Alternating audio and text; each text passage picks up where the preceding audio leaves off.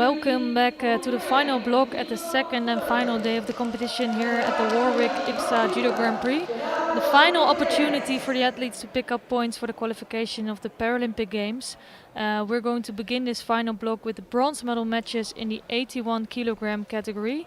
Unfortunately, Daniel Powell is not competing, so we will see a win of Kalimzan Smagululi, and we will focus on mat number 1, where it's the bronze medal contest between Rodriguez Reyes of Cuba in white judogi and Solovey of Ukraine in blue.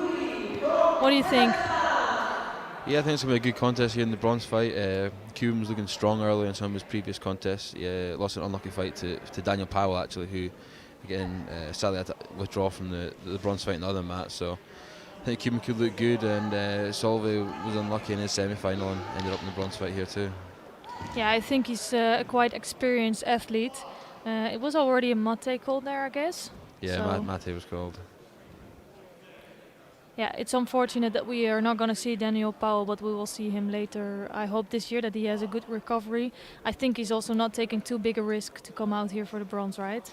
I think so, yeah. I think it's just, obviously the Paralympics is not long now, and everyone's just making sure that they're going to be fit and safe for that. So.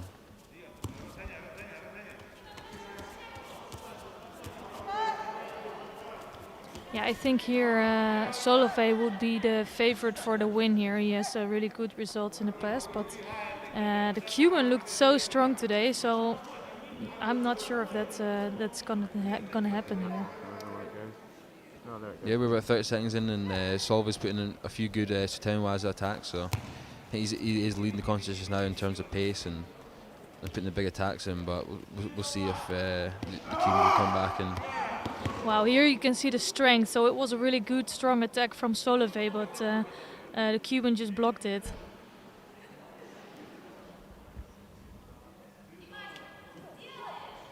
It is a first judo down now for Rodriguez. I think he's just, it's Solovey all the way through. He really is powering in this through this contest. And I'm really wondering if he can keep us this pace during the next 3 minutes. Yeah, it's tough. It's tough when you come out the gate strong and fast at that to keep up for the full 4 minutes. And he's got good fitness. We've seen that throughout the day today. So just pressuring his opponent here, trying to get the reaction. There's the Tomo. Yeah, that's a really good score.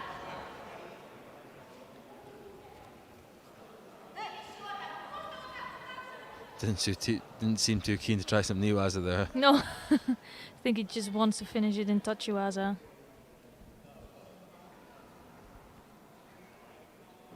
Yeah, it's quite unfortunate in this 81 kilogram category. We only have the one bronze medal match, and there was a really good final actually between Lee and Avila Sanchez, the current world champion and the current Paralympic champion. We're not going to see that today. We need to save that for later this year. Big attempt coming from Rodriguez, but not too effective yet.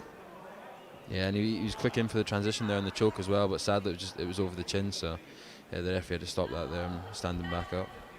It's a real shame about the final as well. Like, it was an anticipated fight from throughout the day, looking at the draw that these two could meet in the final, and for Avila Sanchez to pull out, and it's just him protecting himself before the Paralympics later on.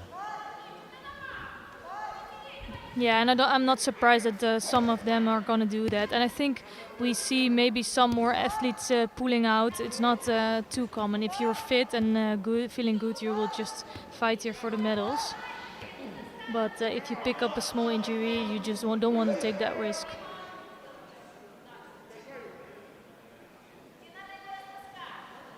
Let's see if Rodriguez can do something in Newaza. It doesn't look too technical this last part, but still has a chance. It's one Wazari down against Solovey. Yeah, definitely. It seems to be battle of the Tom Nagy so far. I think it seems to be the preferred technique of both the guys here. So. Yeah, you actually see that a lot in VI Judo, like the Seonages, the Tomonages. And it's probably a matter of feeling that you have both hands on, and I think that's maybe a safe way to come in for a good technique. I think so. If you watch as soon as Hajime is called, both tighten up, pull back in the grips, Yeah. and try and get them pulled onto them. So makes sense to just drop on your back underneath and use your legs to flip them over.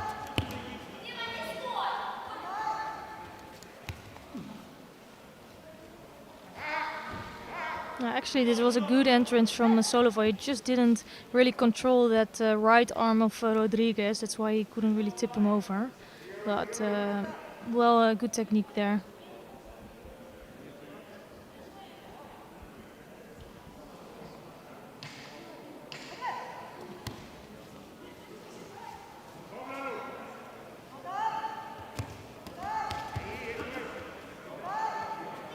So Rodriguez is really trying to find an entrance, but Solovey, you can see it on his posture. He looks quite defensive, bent over, and yeah, just keeping Rodriguez at a safe distance. I think he will pick up a Shido for that somewhere this minute. He doesn't have a Shido on the board yet, so I think he's quite secure in doing that. Yeah, definitely. I think he can definitely afford to be tactical for this last minute. Like you said, no Shidos. He's a Wazari up, and he's not necessarily putting in any bad attacks to get the Shido for dropping, but he's wasting time, leading the grip, being defensive. Yeah, and actually, if Rodriguez is doing the same thing, he will also pick up a Shido, and it's not looking good for Rodriguez. So Solovey is perfectly comfortable in doing this.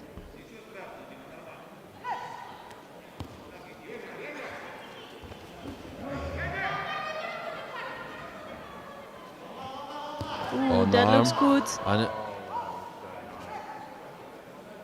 Not sure if the Rodriguez was stepping out here. Apparently the referee saw that. And really quick arm lock from Solovey.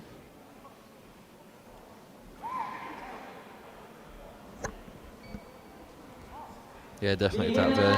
That's some great transition, going for the Tomo. It's something that attack that you've done throughout the practice, and be able to change it from when it's not worked, from the throw straight into the arm lock to get the win was really smooth, really slick. Yeah, a few years ago you could see that it was still allowed to go straight to the arm lock, so don't really use it, the Sutami to go to the arm lock. Here we see a little replay, and here of course you still really have to make the first technique, but it was just a really quick transition. Well done by Solovey. A nice bronze medal. Yeah, so the final we will see him walking out on the mat area. Lee Jung-min, the current world champion. Just not going to see a match today, unfortunately. Yeah, really unfortunate, but hopefully it could be a good matchup that we see at the Paralympic Games in a month and a half time.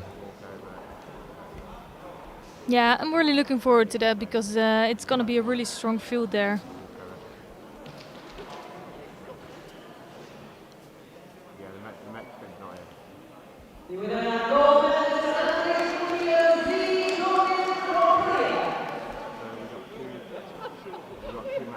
So Lee here takes the gold, and he was the #1 seed here today, and he's just securing that top seed position also for the Paralympic Games. So we're directly to our next two bronze contests. And we're going to head straight to the 63 kilogram category. Of course, after this category we will start also with the medal ceremonies. After each final contest there will be a medal ceremony. And we haven't seen so much from the 63 today, so it will be nice to watch these. I think we're gonna watch the contest on mat number 2. In the blue jersey from Sweden, Nicolia Penley. And in the white jersey from the United States of America, Diana.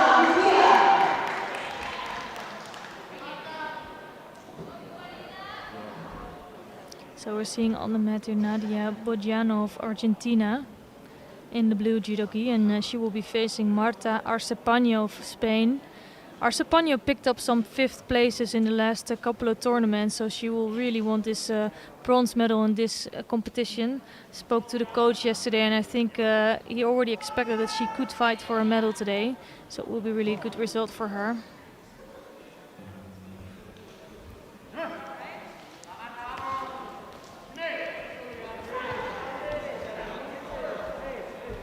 Both looking strong in the grip so far. Right v right.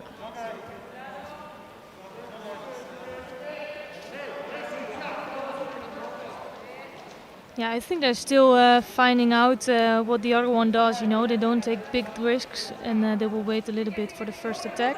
So it was a first attempt by Arsepagno, but not the best attempt, and almost being taken over.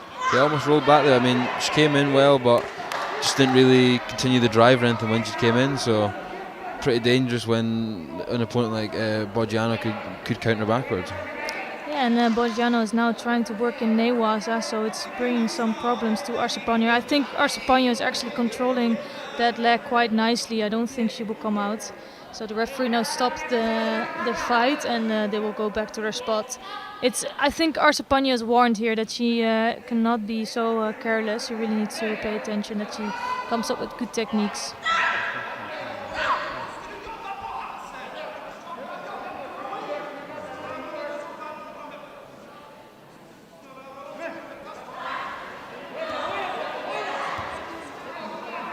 Again, just working the feet, trying to get a reaction, trying to open the opponent up so they can put a bigger attack in.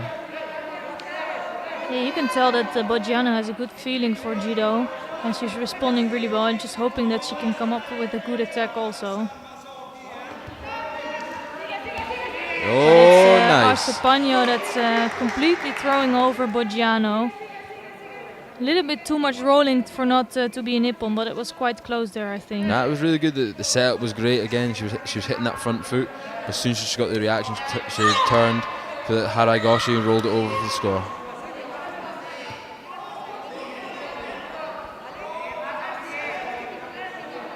So 2 minutes 30 left. Plenty of time left for Boggiano to get the score back. Might need to pick up the pace a little bit. She's not managed to get any sort of major attacks in just yet. No, she really needs to find some solution there. She hasn't come up with a big technique in the last minute and a half.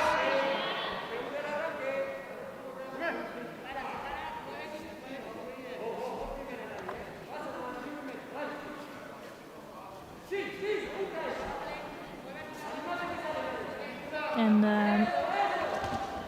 it's another attempt from Arsepagno. It's her that comes up with the biggest techniques. But Boggiano has proven to be really dangerous in Newaza. Yeah, work to tie the arm off here. Yeah, and she just needs to free up that leg. It's close.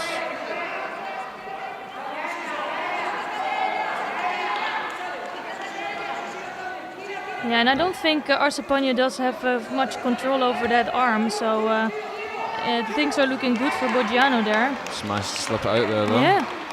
I'm surprised about that. It was looking really good for Boggiano.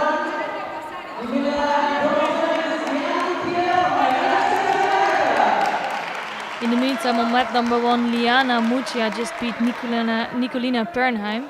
And Pernheim just came back after we haven't seen her in Baku, so we haven't seen her for quite a long time. She's one of the big ambassadors of the sport, also in Sweden.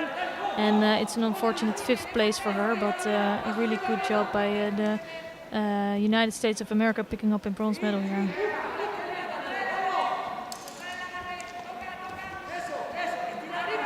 Good use of the feet there by Boggiano. Should knock Arsepagno down. Try working the Newaza. It's going for the Sangaku again. Yeah, you see that often in a contest when an athlete is really good in Newaza, she will try the same thing. And in the beginning, the defense is really strong from the opponent. But at some point, when the opponent gets tired, sometimes they can succeed in the end. Yeah, defense was really good there by the Spaniard. Just wrapping around and koala bearing around the leg, just not letting the Argentinian take the leg out at all.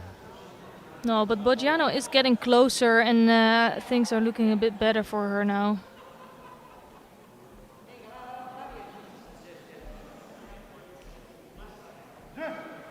Still plenty of time on the clock, 1 minute left.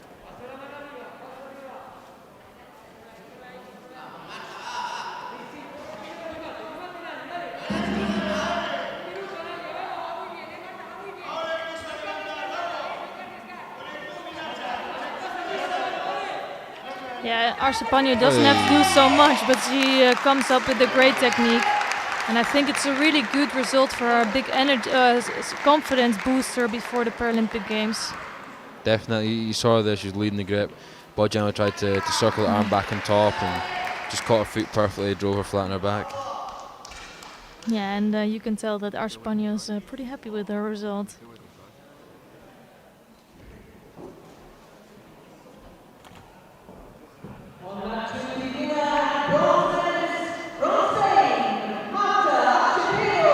So a good bronze medal there for Spain.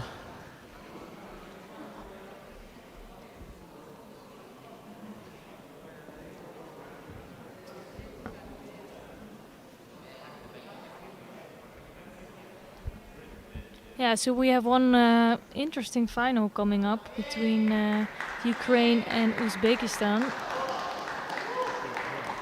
And first we see some really a big joy at the Spanish team.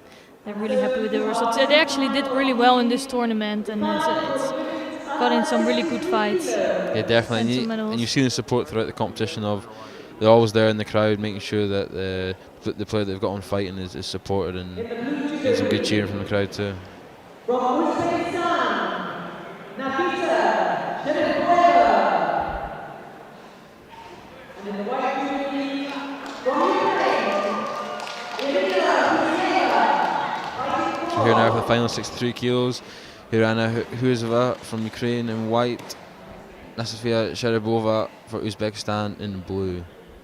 And as I said before, Uzbekistan has had a fantastic tournament, especially day one yesterday. Some great results, a few goals and a silver. Hoping to continue that today and get a few more medals. Yeah, and they're strong in both men and women, so that's really good to see. Ukraine also is one of the top nations, you know, they have really strong athletes. Husieva is one of the top athletes from the team. Already scoring Rosari here by a takeover really quick. She's the current silver medalist at the Paralympic Games and the World Championships, and she's really looking to step up she's fast in this arm. Yeah. See if she can get the rotation over. Yeah, actually, I know her from the tour from when we were juniors. I think she also competed in the junior circuit, and it's really good to see that she's still active and she's doing really well, actually.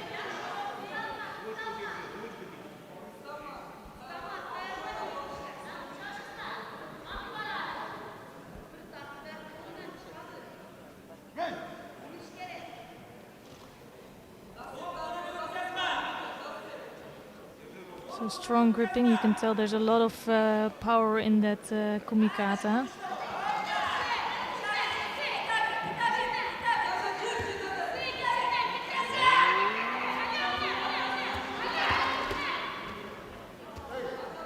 I think it was a good attempt for those. Yep. Soto, just that right hand could possibly be a bit tighter down the back. It was a little bit loose, shoulder falling forward and not getting that body connection that she probably needed to drive those Soto for the finish. But no, and I could figure that she could turn her body a little bit more and turn it into a makikomi attempt. So it was quite dangerous for Husieva here. And she's really strong with that for that right side. You can tell again, she really wants to have that left side far over the top of Husieva.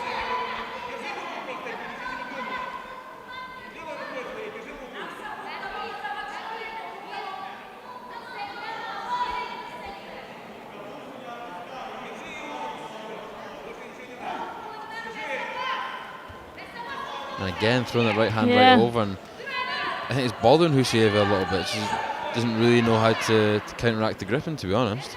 But it's so difficult to fight these athletes, you know, that are really strong on one side, only want to go over for that makikomi and that one-side attacks.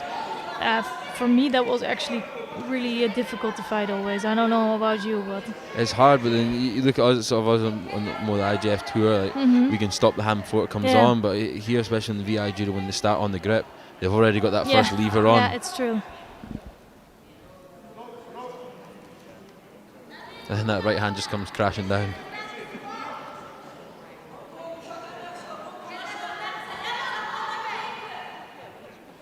Yeah, if Husieva can just control that arm and keep it down, then it wouldn't be so dangerous. But you can see that Sharipova just immediately breaks the grip and tries to go to that right side.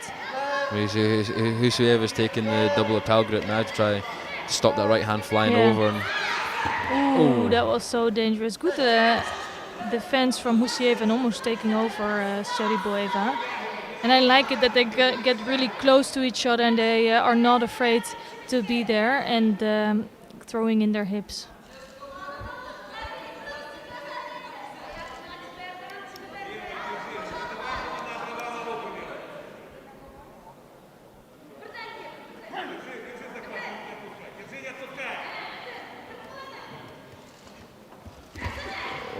Really good attempt.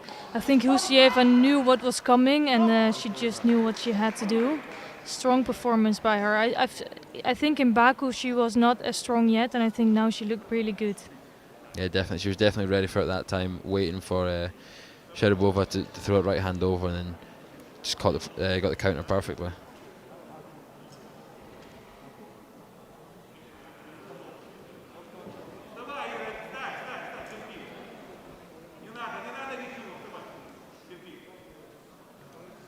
Not sure what happened there. She seemed a little bit disturbed, but it was a huge hip on. The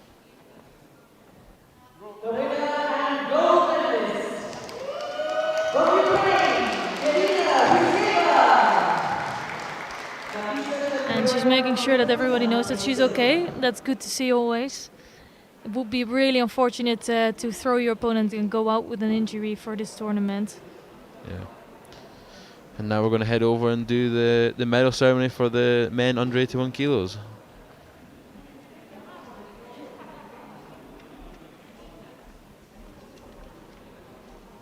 Yeah, we're going to see a Korean judo winner there with not so much judo in the final block, but it will be good to see the podium, and we will be back in just a few minutes. So we move now, ladies and gentlemen, to our first medal ceremony of the evening. Please welcome to the medal rostrum the men's under 81 kilos. The medals will be presented by IBSA Sport Commissioner Brian Jung-Hissik.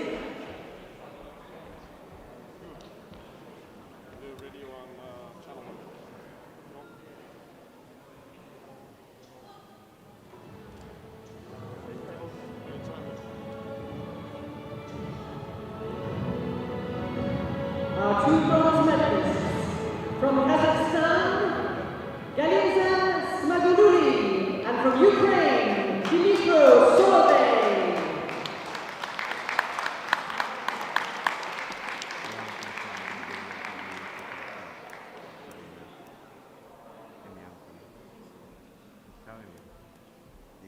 The silver medal winner from Mexico, Eduardo Avila Sanchez.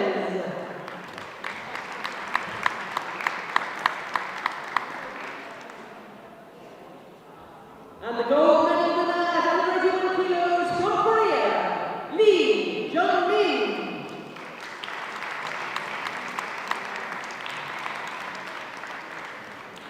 Ladies and gentlemen, please stand if you are able for the national anthem of Korea.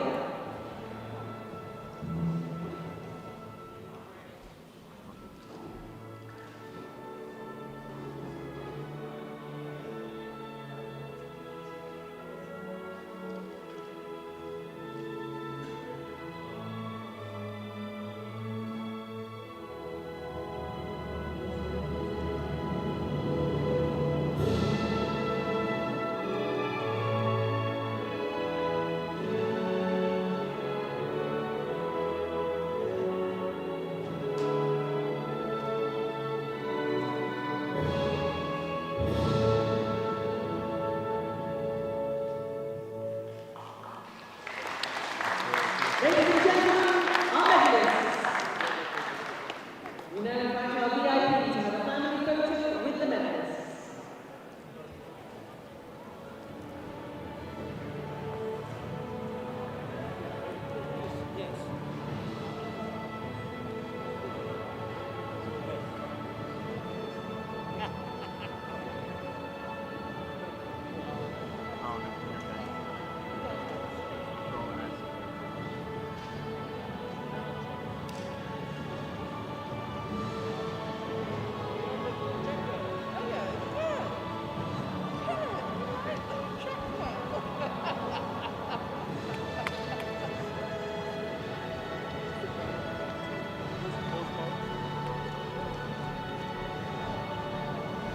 Thank you, ladies and gentlemen. So directly on to our next set of bronze medal contests. Please welcome into the arena the men's under 90 kilos fighters. Coming on to match 2 in the blue judo gi from Ukraine, So we've got some really good contests coming up, and the world champion here is getting ready for a bronze medal fight. He had this really surprising loss against the Kazakh Amanzol, who we'll see in the final after this. Here in the white judo gi for this bronze medal match is Shukrat Boboyev of Uzbekistan. He's the bronze medalist of the last Paralympic Games. And we have Alexander Nazarenko, silver medalist of these same games and also the current world champion. So it should be a really good fight. Of course, on the other mat we have Cameron Bradley of Great Britain, and he's facing Elliot Stewart, also of Great Britain. So that's 2 teammates battling it out. Yeah, definitely. So that's on the Mat 1 live stream. If you guys want to go watch that, it'll be a tough contest between 2 people that have been training with each other for the last 6 months, basically. So. Yeah. But we're going to focus here on Mat 2 between Uzbekistan and Ukraine, and off to a strong start already with a nice little drop sorry by Baboev. Yeah, this is going to be such an interesting contest, and it's for them both. It's a really good test for the Paralympics later this year, and for sure they know each other quite well. And Nazarenko, of course, has the best results, but doesn't say so much with also Bobiev being a great athlete. Ooh, he was just missing out on that leg, I think, a little bit, Nazarenko, and almost taken over by Boboev. Yeah, I thought it was a good attempt, but Baboev was strong, tried to turn it there, and Nazarenko was lucky not to get rolled. And I think Baboev may have got kicked in the private parts a little bit there.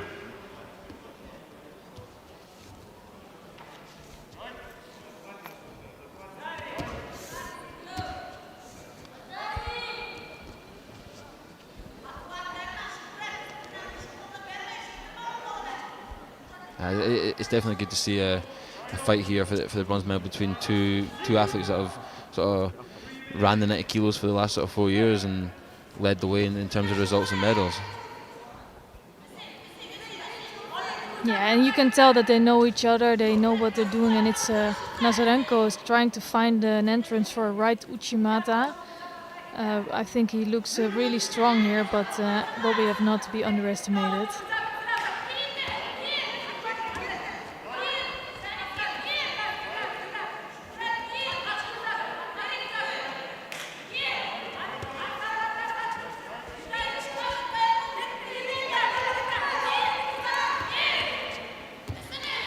And Bobiev really trying to go to the back of Nazarenko. I think he's waiting for a takeover.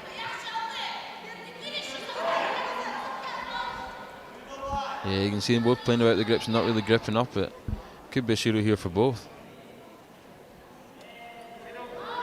That's Baboev with that's 2 Shiros now for not gripping up, and definitely puts him on the back foot with 2 minutes 50 to go. Yeah, Can't that's make any really mistake. frustrating. Even after a little bit more than a minute, you're already on 2 Shiros.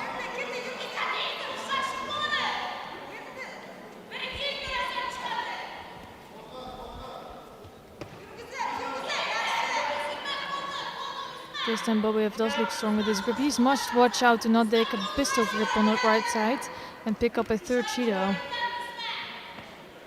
And yeah, Nazarenko's got his favourite grip now, the sort of the double lapel. Can really pull down on that head and put a bit of pressure on. Ooh, that was almost really big trouble for Bobiev, just losing the grip on his way down. I think Nazarenko looks so strong, and tactically also he just got it together, and yeah, he looks really in control. So on the other mat, Stewart is leading against Bradley, but it's for sure it must be a difficult fight.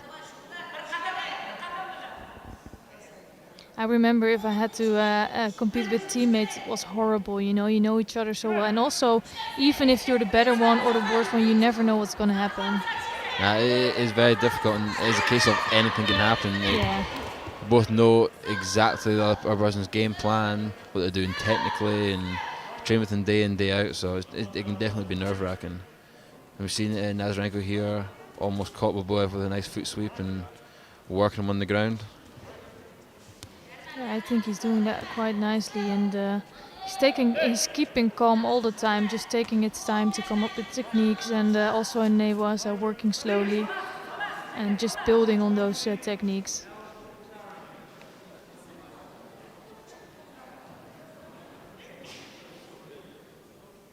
Yeah, definitely. I think Nazarenko can afford to play a bit more tactically here. He's 2 shidos up. He's not really been in too much danger, and he's generally been the one that's put the bit more of the positive attacks in. So just as they say that, Baboev with nice lats. You know, I was just gonna mention, you remember his last contest where Nazarenko was also behind at a certain point. So these tactics are really good if you're at the same pace or if you're even. But as soon as you're behind, that's a difficult, difficult point.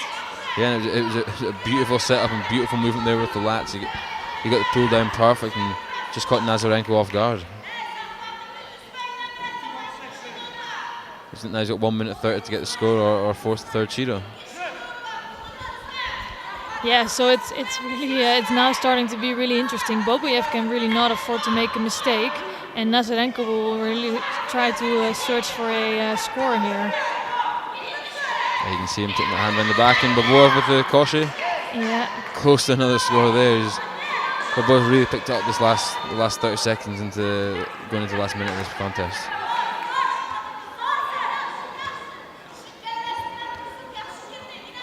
Yeah, and that would be so disappointing for Nazarenko to finish up with the 5th place here.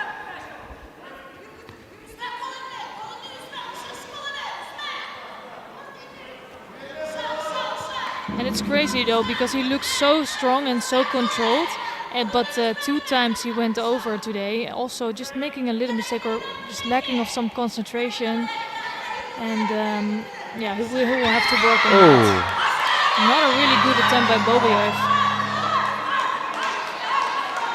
And that's the other bronze medal contest finished on mat 1 with Elliot Stewart winning by Wazari against his teammate Cameron Bradley.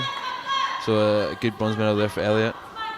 And I think Bradley can also be very proud of his performance today, right? Yeah, I think so. It's his first time at a VI competition. He only just got classified just before this event, so coming in and I find as well as he has done today, he got a few good wins under his belt with some good throws, and he lost to a very experienced competitor in Elliot Stewart.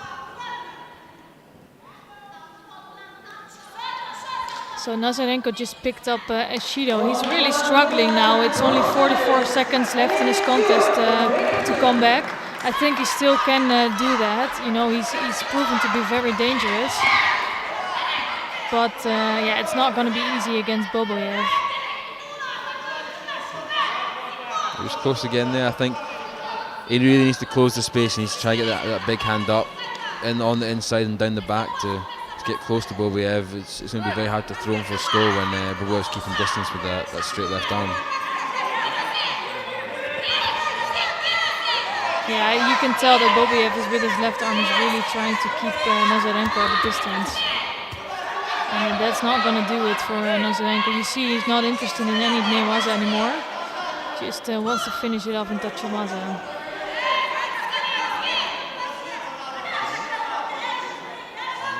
Baboev might need to put a little attack in here. It's 2 exchanges where he's not really done too much, and it's danger time now. Ooh.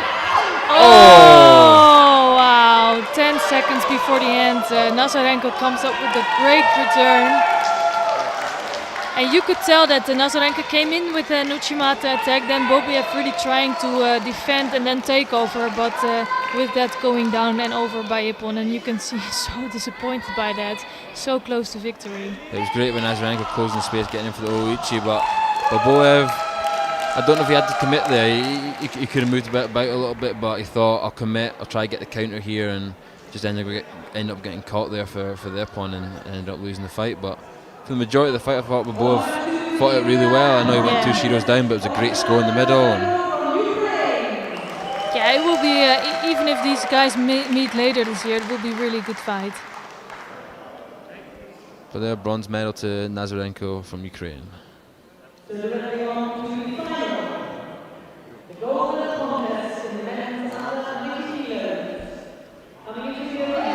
see that score once more. He must be pleased with that. Also, I think it's good because he went over 2 times today. He has some things to work on. He's warned also. I think it will motivate him even more to train harder for the next games. I think we're in for a cracking final here between these two. Both fought very well today, beating great competitors to reach this final. Yeah, and we're going to see Zambota Amanzol of Kazakhstan. He's wearing the white judo gi here, beating the current world champion in his last contest. So he's already outdone himself. And he will be facing Helios Lachumania of France in blue. Also Lachumania is showing to be really strong today. So these guys we haven't seen in the final so many times, but they're both really good athletes. And I'm curious to see who will win this one. Yeah, I think I'll watch out for the Frenchman. He had a great counter in the semi-final against Elliot Stewart, and we know the Kazakh likes to come in for Uchimaz and Haraigoshi, so it could be a little situation to watch out for.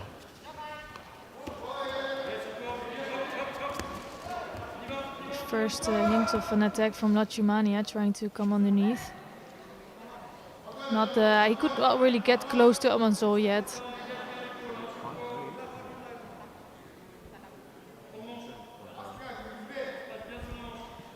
This was a really strong category today with the current world champion, also the bronze medal of the last Paralympic Games in there. We had Lasha Kizilashvili, who went out earlier today, but he's also one of the strong athletes in this category.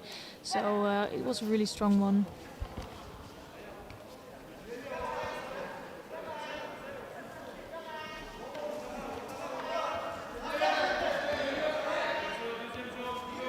See Amanzol trying to build that big right hand up, going down the back, try to close the space. Almost gets caught with a little Koichi there. Yeah, Lachumania is really a hard worker, you can tell. So he's already coming up with quite some techniques. Amanzol takes a little bit more time, but I'm figuring that when he does come in for an attack, he will be really dangerous with that.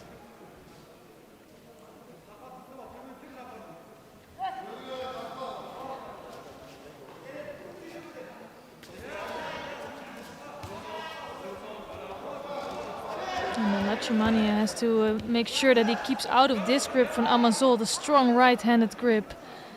That's really putting him under a lot of pressure. Yeah, definitely. I think Amanzol just reached a little bit too far down there and reached past the belt and got a Shido for grabbing below the belt there, which is a little bit unfortunate. Yeah. It's hard to see when you're throwing that hand right the way over whether it's going to go below the belt or not. But he's definitely threatening with that right hand. Yeah, you can tell he's really strong right-handed, and he's trying to go there again. Really, oh, that was beautiful. I really love that. The right-sided low seoinage. Great drive, great drive. Yeah, he's a really complete judoka. You see him coming in from so many angles and with so many techniques. Yeah, we look at this whole fight. He's been going left, working the feet left, then turns it right and ends up getting the score. And sometimes it just takes a little change of direction, change of the side to go ahead in the fight. Yeah, and you see Lachumania always being around. You know, he always puts up really good fights, but sometimes he's just missing out of a medal. And for him, it's really good that he's fighting a final here.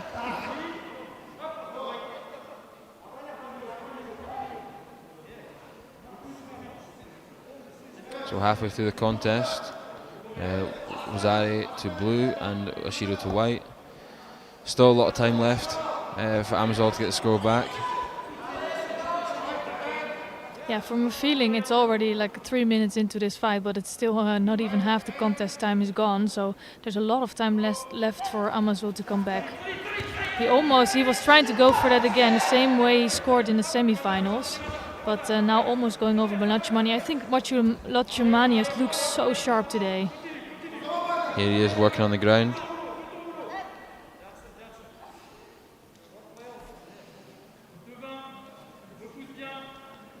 But definitely, I think Amanzol's going to keep the pressure on with what he was doing there. He got relatively close, and it's definitely going to put the pressure on. And whether he can start building some shidos against Lachumania or get the score.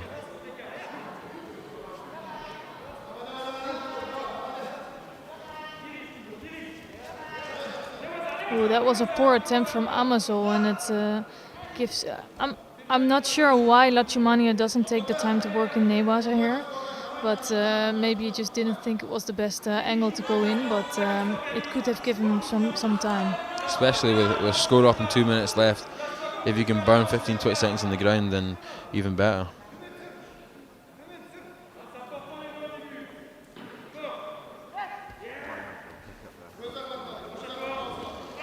The Sienagi again. Wow. He completely turned over, so really great response from Amazon, but he was under so well, Lachumania.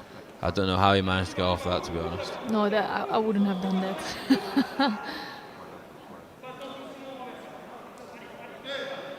So this time he does choose to work in Newaza. Try to work on the arm, and as soon as that stopped, the referee will call the mete. I think the referees are just going to have a little second look at that attack and score and see if it was a bit of a bridge in action. Yeah, he really completely controlled that top half, so we might take another look at that second Wazawi score, but apparently enough of the back of Amazon touched the mat, so it was a second Wazawi for Lachumania, and I'm really impressed with this performance today. Definitely, it's a great win for him. Both scores with the Sienagi, he was so tight when he dropped in with the arm, had him latched onto his back, and the drive was spectacular. Yeah, really good result. Also, you know you have a good result when also the current world champion is there. You know it was a really strong field, and he just showed that he has great judo today. Yeah, I think here we could see that was a clear Wazawi in the end. And now we're heading to the medal podium for the medal ceremony for the under 63 women.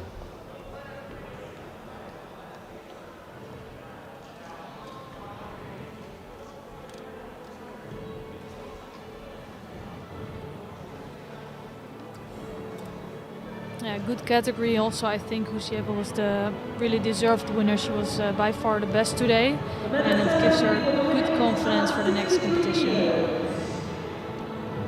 The medals will be presented by IBSA Sport Commissioner Sara Menendez. The two bronze medalists from Spain, Marta Archepeno, and from the United States of America, Liana Gutierrez.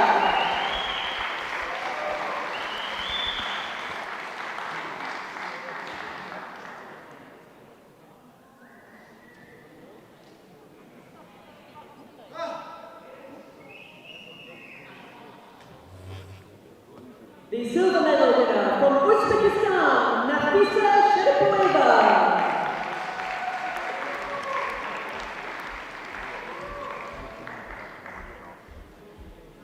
And the gold medal winner at under 63 kilos from Ukraine, Irina Husieva.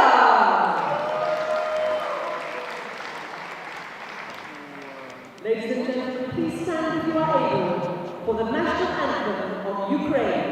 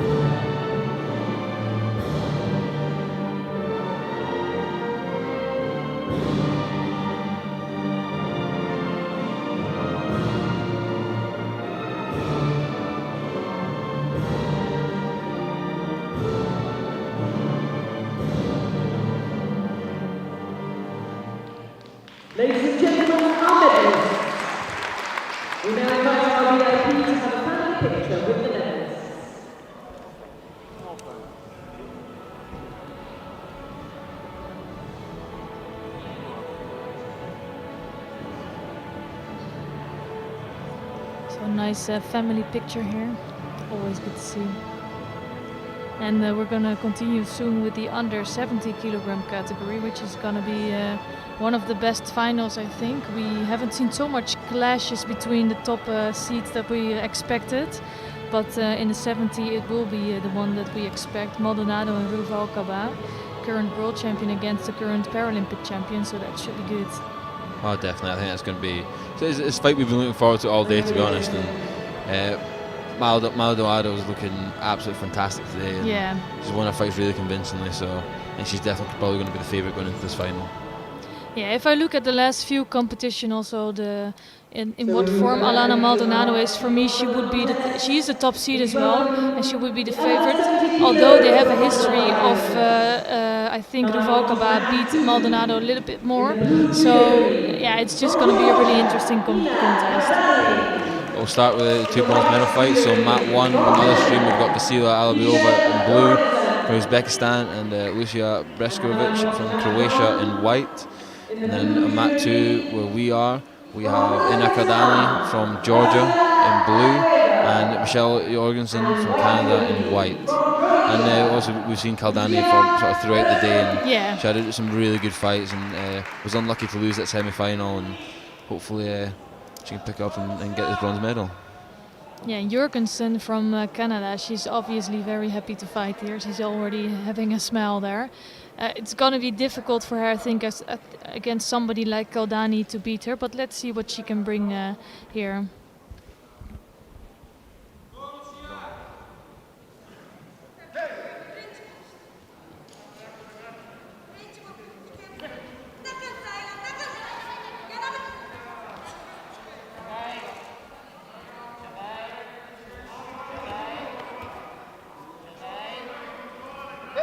So strong right-sided grip from Kaldani, and now taking Jorgensen backwards.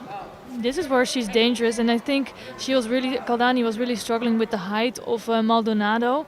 In this case, Jorgensen is a little bit the same height, so she will be able to do her judo basically. Yeah, definitely. And then as we spoke about throughout the day, it was a great Uranag, and what the Georgians are sort of known for. You see a lot of them on the IGF circuit as well, like Juneshvili and Liptoniani, and it's some of their staple to the judo is the counters.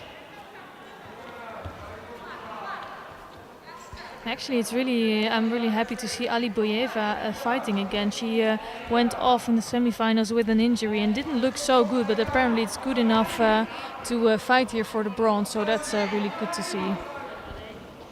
I think that was the second Vasari scored already. A little bit unfortunate for Jorgensen, I think, just rolling over, but second Vasari is enough for the win for Kaldani.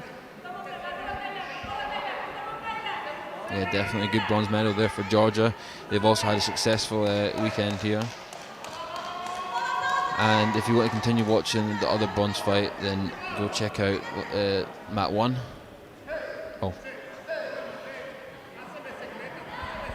Or never mind, you can stick here and you will see it on the stream as well.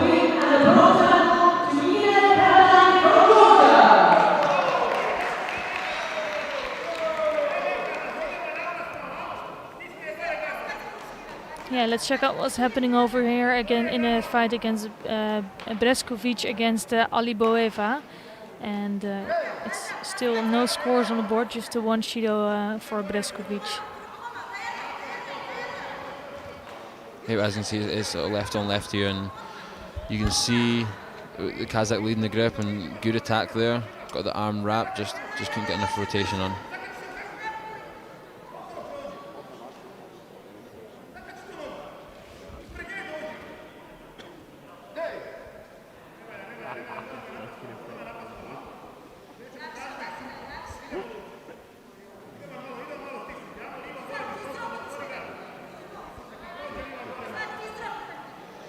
So about 2 minutes to go in the contest, and 1-0 here to Breskovic.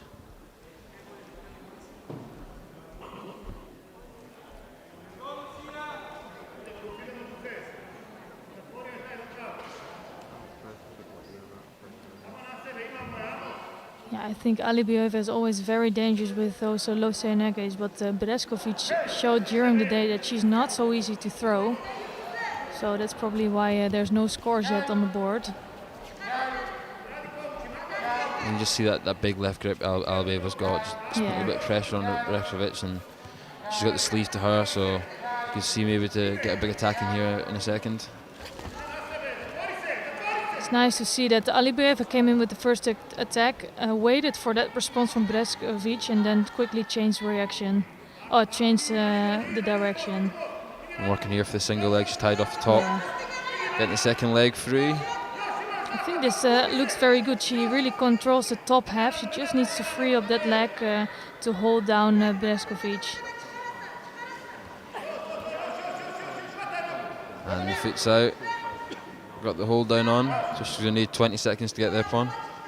Yeah, and the thing is, we saw sometimes that they're not really controlling that top half, and that's what Alibeva did really well. She first made sure that she controlled the head of Breskovic, and after that she really tried to get out that leg. Yeah, done a great job using the jacket, tying off the shoulder. And a good bronze medal, and it was good to see her to recover from the semi-final, and it looked like she hurt herself slightly, and to come back and get the bronze, she must be happy with that today. Yeah, I'm not sure what happened in that semi-finals, but she fixed herself, and she looked quite strong during this contest, not to be bothered at all by an injury, so that's really good.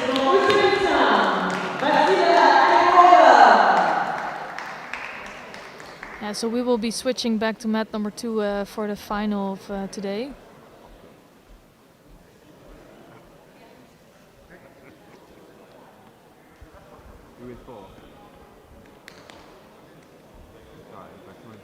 So directly on to the final gold medal contest of the under 17 kilos.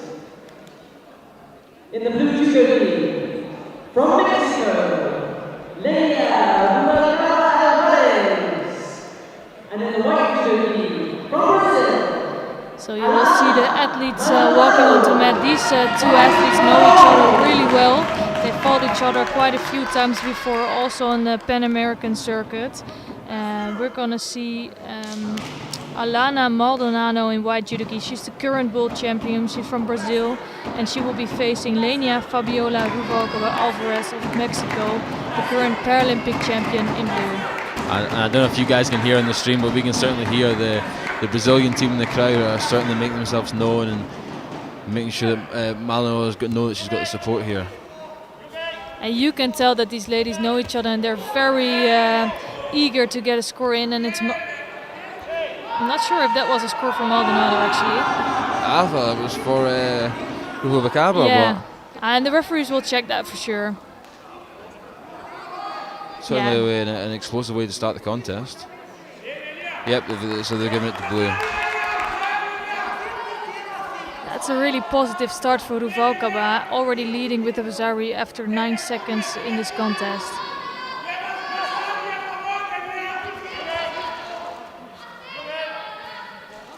And it's interesting that Maldonado looks so strong, and she keeps really calm during all her contests, but against Ruvalcaba I think she's really a big threat to her.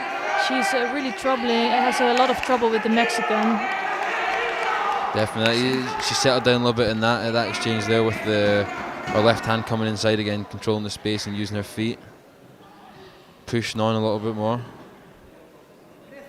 Yeah, I think actually Maldonado against her other opponent, she looks more secure, and here, Ruvalcaba is just really difficult opponent for her.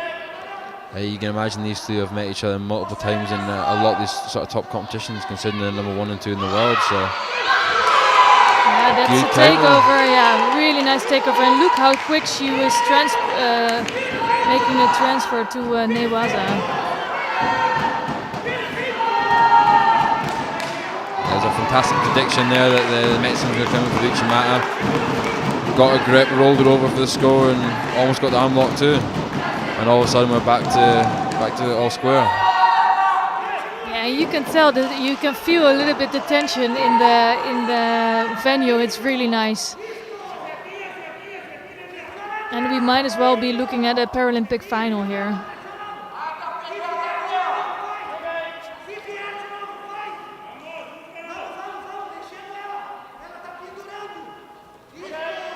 looks like Ruvalkova is taking her time. Yeah, both settling in a little bit now. Yeah, and also basically recovering a little bit from going over there.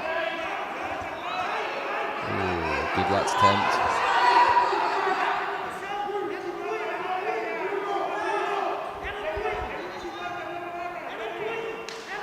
Maldonado searching something on the ground, but I think just struggling to get a hand in, and she got the foot in for the Sangaku now. Yeah, that's starting to look good if she can get a hold of that arm and tip over Ruvalkova. That's some good defense there.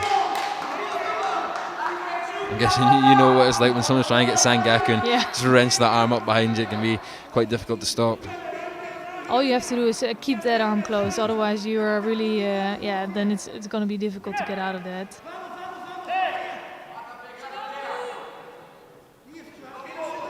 So Ruvalkova just picked up a first Judo for breaking the grip. It was difficult, a little bit harsh. It was within the first second of the contest, but it's the rules. If you're not giving up that left hand or hand that's off it, you're going to get a penalty for it. Yeah, and actually she did that in the opening seconds of the contest as well, so I think it's maybe just piling up some really small mistakes and then in the end getting a Judo for it.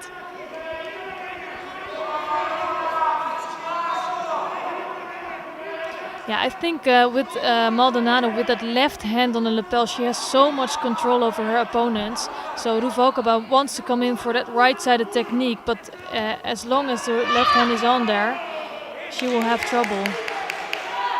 Close to Luke there, but again, as you said, that with Maldonado being on the inside, she's got all the leverage, she's got all the control, and the Mexican needs to find a way to either get her hand inside or snap that inside so she can close the space.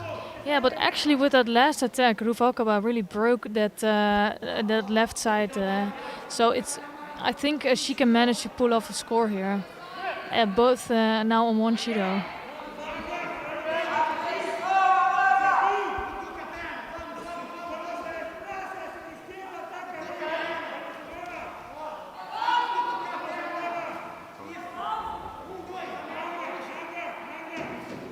So both being really careful, waiting quite some time before coming in with a big technique. I think Maldonado she might be waiting for Ruvalkova to attack again. But Ruvalkova is also warned because she went over one time. She's not gonna make a really big attack unless she's completely sure about herself. Oh, and dangerous that, I mean. I think that's really the wrong timing for Maldonado to do that because it was the attack from Ruvalkova already. So you might as well pick up a Wazzari score for that, you know, if there's enough control. So that's really not the best timing. You put yourself in a difficult position, then it's up to the referee's interpretation. Yeah. You don't fully get off the attack and throw yourself on your back. It's tempting fate a little bit. Yeah, she comes away with it, but you have to really watch out with those kind of techniques. You can really see Ruvalkova. So she's been dominating this last second half of the contest. Definitely attacks have been stronger, gripping's been a lot better.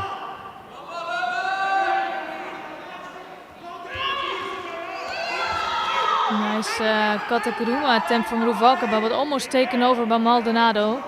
They're really head-to-head, you know. It's both have a Wazzari score, one Judo on the board each. Only 13 seconds left. I wouldn't be surprised to see a golden score here.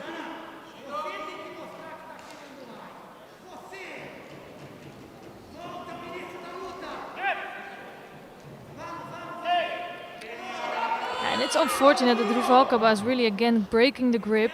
She picks up a second Judo and it's completely unnecessary, especially in this stage of the contest.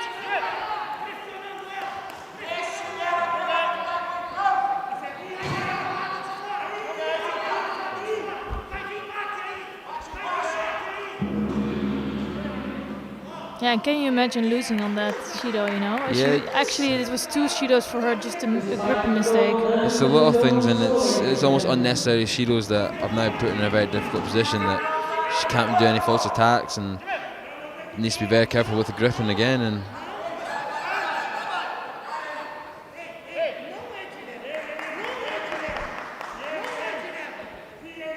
yeah, it's not the smartest move for her, and I think I hope she analyzes this contest after and knows that at least she cannot do that.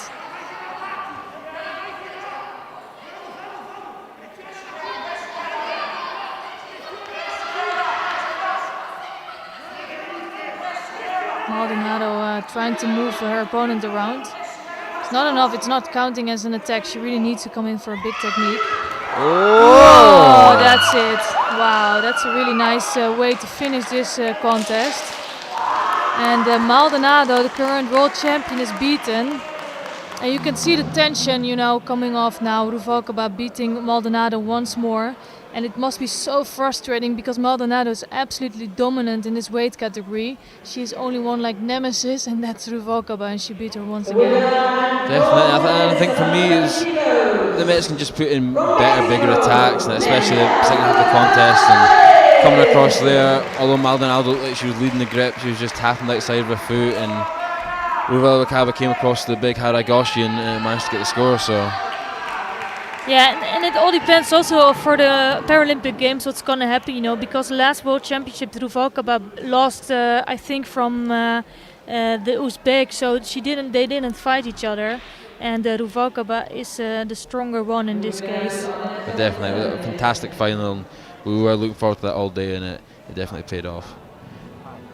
Yeah, and I think it's really nice for Ruvalcaba. She's crying a little bit with tears of joy they are. And she had a very disappointing performance in Baku, and she really got herself together. I think she stayed in Baku to train there, and now going to Great Britain and win a gold medal here. Yeah, and now we're on the medal presentation for the under 90 kilos.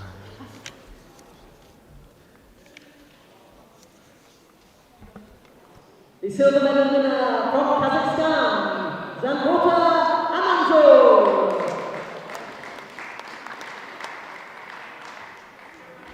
And the gold medal winner at under 90 kilos from France, Helios Natumanaya.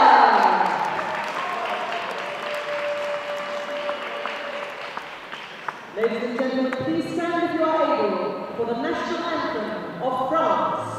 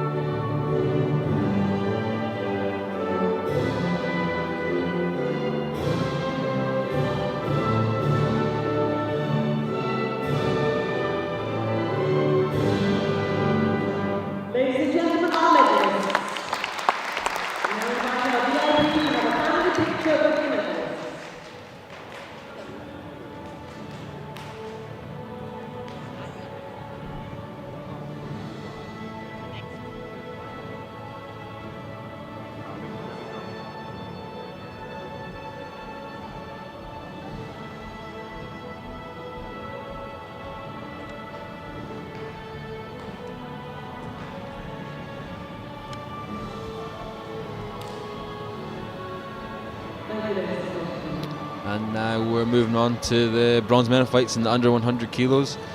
On mat 1 we've got Oliver Upman from Germany in white and Yerlin Konkiev from Kazakhstan in blue. And then our mat 2 we have Sharaf Khalilov from Uzbekistan in white and Christopher Skelly from Great Britain in blue. Yeah, Christopher Skelly had quite an upsetting loss earlier today. And he really wanted bronze, but Khalilov maybe be not seeded today, but it's not an easy opponent for him, I think. Yeah, definitely still a great play. As you see, he's number 7 in the world, and it's definitely going to be a tough fight here for between the two of them. I spoke to Skelly in the break. Obviously, I was disappointed in losing the semi-final, but he said he was refocusing, going through his game plan with Jonesy, the coach, and he's ready for this bronze fight.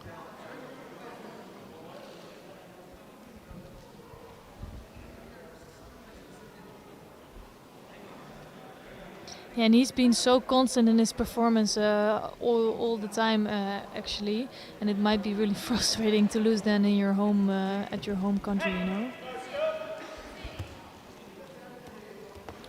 So we're setting off gripping strong here.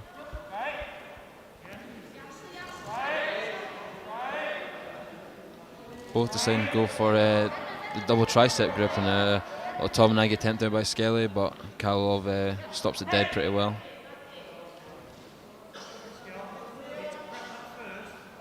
Yeah, it was not the best Tominagi attempt yet, but it doesn't matter so much in the opening seconds. You just also want to disturb your opponent a little bit, feel how he responds, and continue with the fight.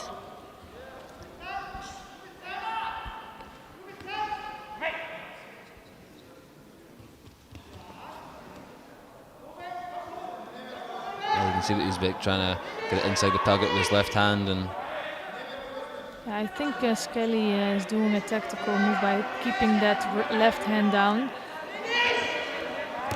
he's controlling it well. There, comes over the top. Just misses the Kochigak there. Yeah, I think he was in the right position.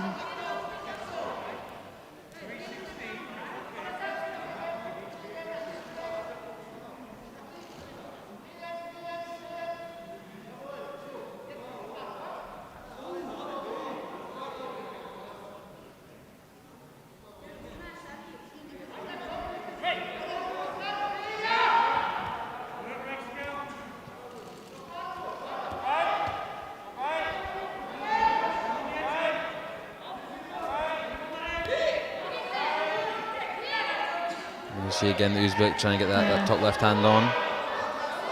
So as soon as he has that left hand on, he's actually being really dangerous for Skelly. But now Skelly comes up with a great Tominagi. Yeah, definitely. Both times we've seen Kalilov get that top left hand on, he's then started putting the pressure on, moving on to Skelly, and good use of the reaction coming forward for Skelly to drop him for the Tominagi attempt there. Skelly only doesn't have so much time on the ground yet, and I think he's really comfortable there. And let's see in the next few minutes if he gets some more time to work there. Definitely, and that's a passivity there for Kalilov.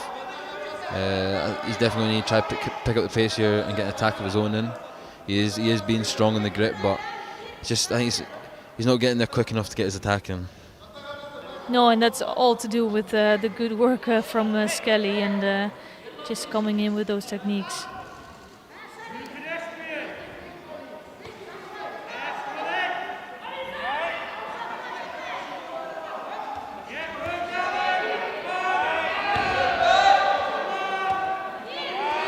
So Skelly needs to watch out a little bit with that right hand, pushing down the sleeve of Kalilov. It cannot be too negative, otherwise he will pick up a Shido for that. If you're just pushing down a sleeve without really doing anything, it's quite negative judo. So Skelly now working in the ground. Yeah, and he panicked a little bit there after the gripping exchange and putting a Sumigeshi, and Kalilov was quick and almost ended up getting the hold down, but Skelly managed to catch the leg and defend it, and Mate was called in their back up and halfway through the contest. So just one Shido on the board for Kalilov.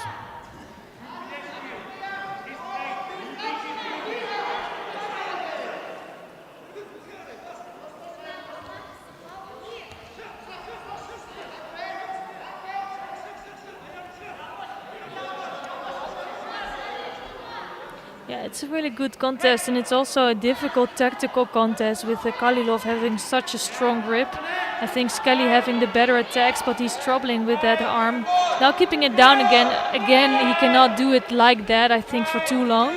He needs to come up with an attack.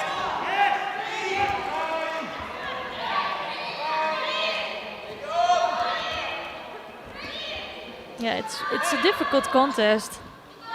It's difficult, yeah, when Skelly manages to pin that left hand of Kalilov really he starts to struggle a little bit, but he was good there at snapping off, getting his hand back on, and made Skelly panic a little bit, and I think he touched the leg a little bit there, might be getting a Shido.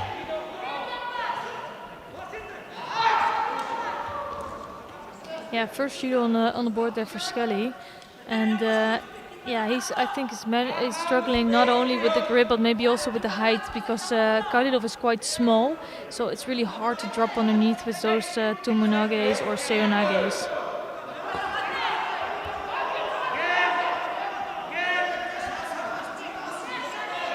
Yeah, definitely you can see again, look, Skelly snaps that sleeve off and is pinning it down, and at this point Kalov doesn't really have a lead hand on, he just got his own sleeve hand on. Yeah.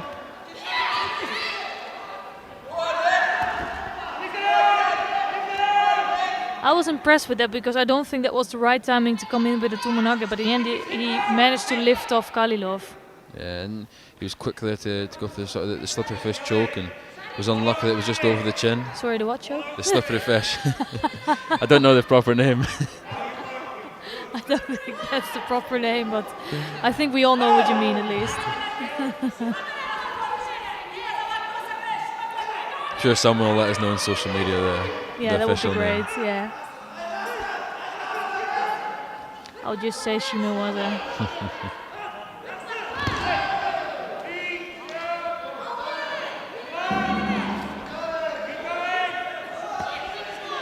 So the other contest on mat 1 is almost about going to golden score over there. It seems pretty even. Yeah, it's two really tight matches, and I think Kalilov is starting to look better during this last minute of the contest, coming up with two really good attacks. Yeah, definitely. Kalilov still looking fresh and good use of his feet there to knock Skelly to the floor.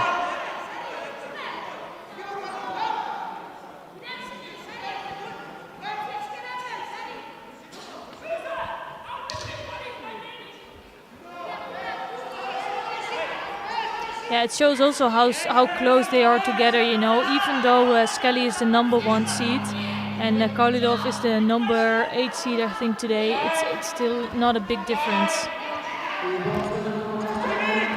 Another top 9 attempt there, but you can see Kalov's prepared. His hips are already down. He was in a squatting position just to stop the secondary drive from the legs coming. And you can see a hint of how good Skelly is in the ground and how quick he is with his transition, just too far outside the mat area.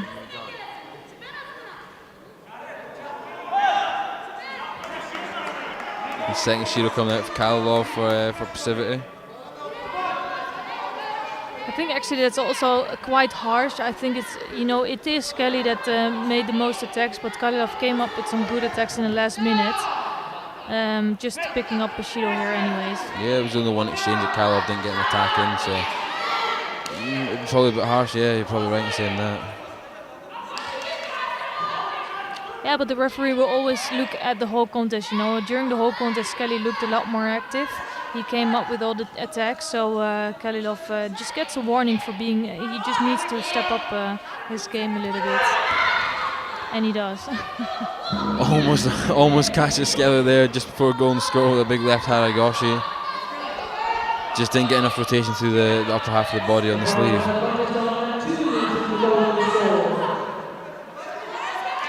And we enter golden score. 2 Shidos for Kalilov, 1 Shido for Skelly. Yeah, it's a golden score on the other mat as well, already for 48 seconds. And really close matches here in the 100 kilogram category.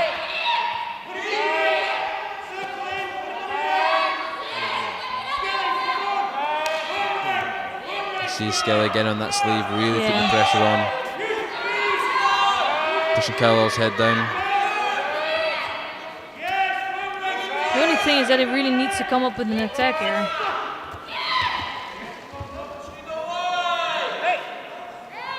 Kalilov tried to come round the waist there for a little Goshi attempt, but Skelly gets in there first with a Sumigeshi.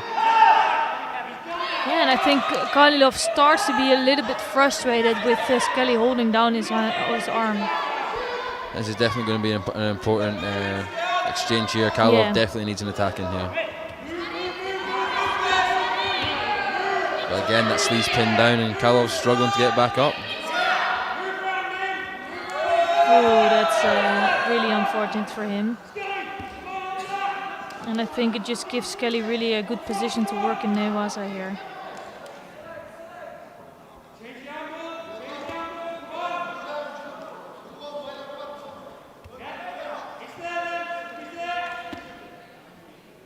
He's struggling a little bit with that arm. Looking like he cannot make a choice of what he's going to do.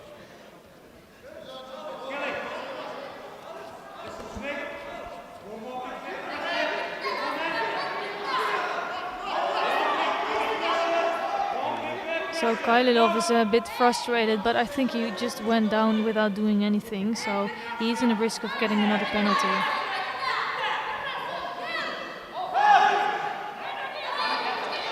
Yeah, I think they're going to let him get away with that. Skelly did do a foot sweep just before Kaililov dropped, so Yeah. this is definitely Kailov's last chance, so he desperately needs an attack here, but if his sleeve gets pinned again, I think it's going to be a difficult position, and Oh, that's it. Really quick. Yeah, beautiful ending for this contest. Really great work from Skelly. and actually on the other bronze medal fight as well as a score. Yeah, I think Upman just scored a Wazari there. He's really pleased with that as well. But I think Skelly is warned, like, he's only going to meet one of the two Uzbek in the Paralympic Games. I'm guessing it's going to be Aliyev, who he lost out to today. So, but he knows the Uzbek team is really strong and he has some work to do. Yeah, definitely, and we might see a little highlight here in a second of the score from Skelly. Just as Hajime was called, he dropped right in before Kailov was even ready. He hadn't even set yet, and gets a Wazari score.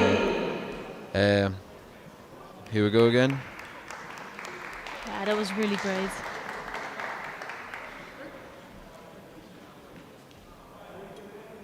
Actually, the timing of these the Tumanages were not great during the fight, but here he got it perfectly. Let's bring the fighters in, ladies and gentlemen, in the blue judo ring. So now we head to the final of the under 100 kilos. And we have Solomon Aliyev from Uzbekistan in white and Abdullah Kalini from Azerbaijan in blue.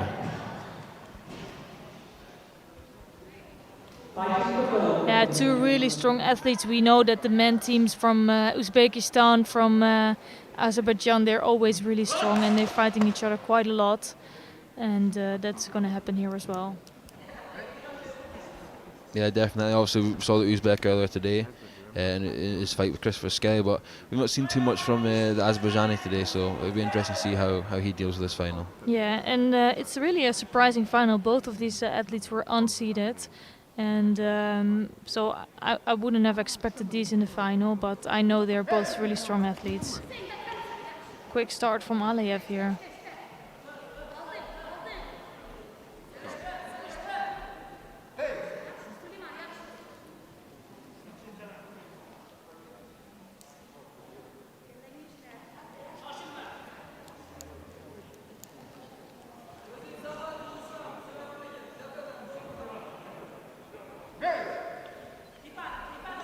So this time Aliyev is taking some more time. Yeah, I think he just wanted to surprise his opponent.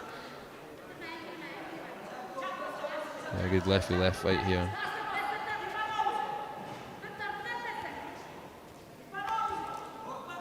You see the strength from Abdulakhani there on the high left grip behind the neck of Aliyev. Yeah, and Aliyev actually looks a little bit uncomfortable with that grip. So you see he's trying to find a better posture and a better way. But that left arm of Abdulakhani is not going anywhere. Almost take him over, really nice move. Great Koichi there, great catch, just couldn't get a little bit of rotation at the end there to get the score.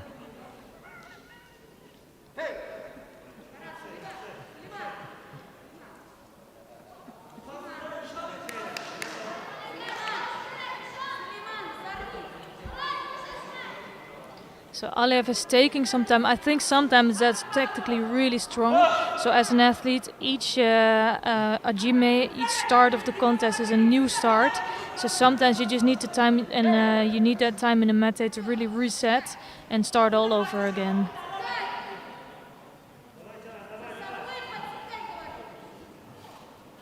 So again, a strong left-sided grip from Abdulakhani. You see he's just slowly working up, and Yeah. really putting the pressure on.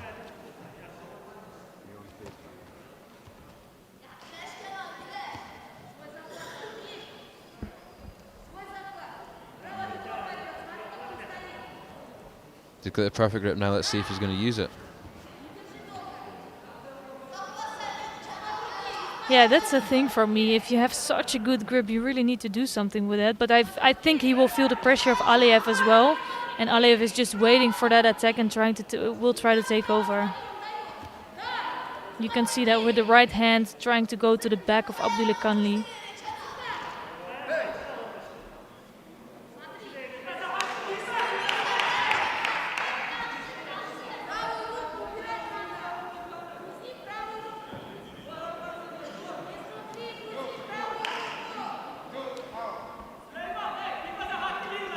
So both athletes now have a Judo on the board, and the referee is really trying to make them attack more. I don't think we've seen really big attacks yet, except for the only one coming from Abdulakanli. Yeah, nothing yet. Both have just sort of majorly done foot sweeps, no real massive hip movements or anything yet, but still time left to go. Both are getting quite close here. Yeah. I think that was the safest option for Abdulakanli, just to come in with a Sutami Waza.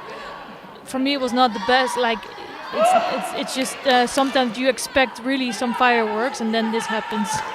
I was expecting a little belly-to-belly suplex or something there, but sometimes it's better just taking, as you say, the Sutami Waza, resetting, starting the grip and exchange again.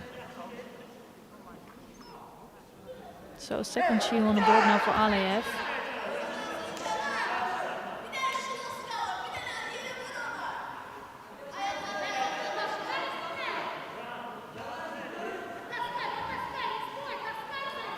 Yeah, I think Aliyev is really struggling with this left hand that's coming up, and he's struggling to find a solution for it.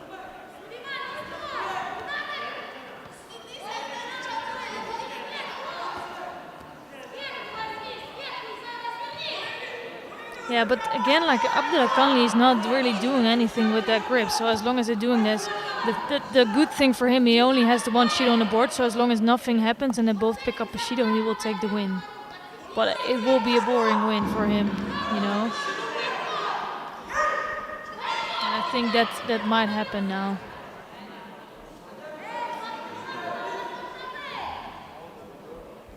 Yes, we're in the final minute of this fight.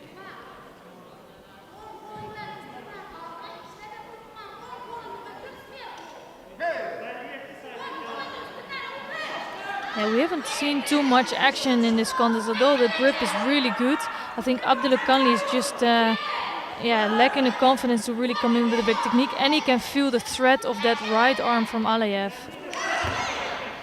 Yeah, just good, you reach him out in there, but just lets go of the grips, and I think he's a little bit tentative to come in because we also saw that Uzbek win his semi-final with a big counter backwards, so he knows that if he does turn his back, there's a danger that he could get countered.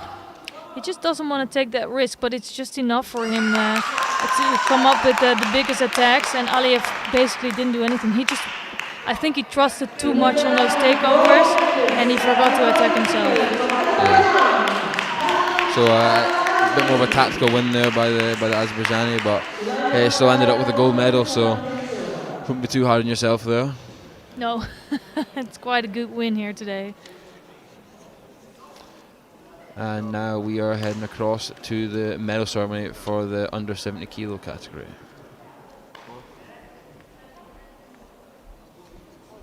Yeah, we have two more weight categories to bring to you. It's the over 100 and over 70 kilogram category. And of course we're hoping for some last good fights here today. 70 kilos. The medals will be presented by International Judo Federation Sports Commissioner Ibrahim Chus. The two bronze medalists from Georgia, Ina Kandani, and from Uzbekistan, Vasila Aliboyev.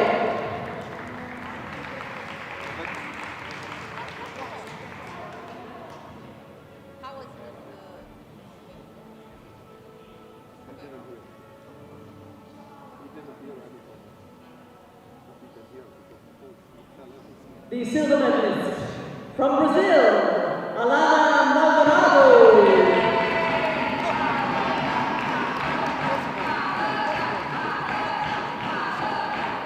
And the gold medal winner at under 70 kilos from Mexico, Lydia Rubalcaba.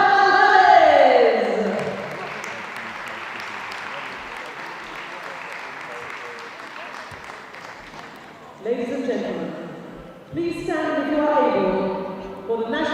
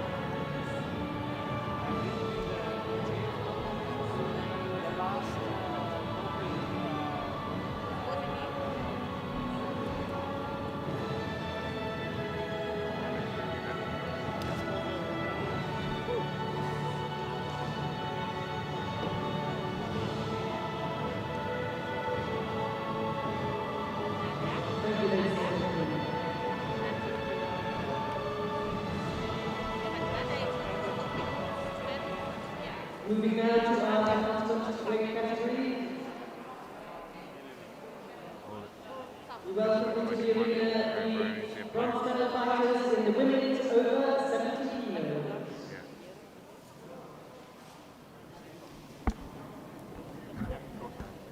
So 2 more weight categories to go. We saw really good judo in the final block, and actually we saw really good judo the whole weekend.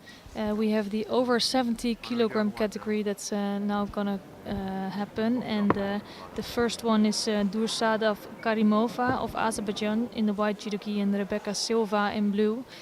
She's from Brazil, and that we will see on mat number 1, but we will go to mat number 2 and watch the contest between Anastasia Harnik of Ukraine and Zarina Baybatina of Kazakhstan.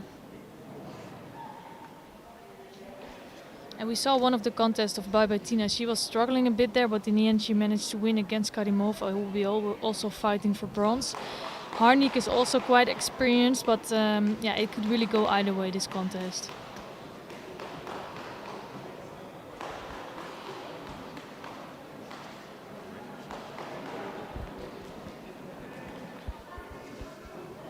Yeah, I think we're just waiting for some people the referees to guide the athletes out to the mat area. So it could be another minute or two.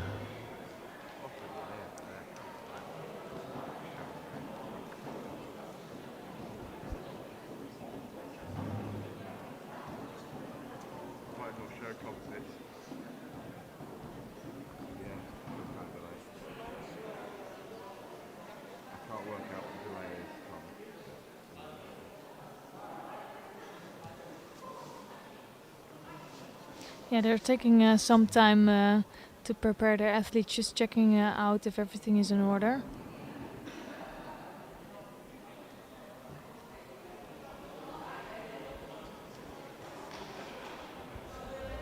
They're ready for us, ladies and gentlemen. Are we ready then? Let's bring in the over. Not completely sure what was going on now, but I'm sure that we're ready now.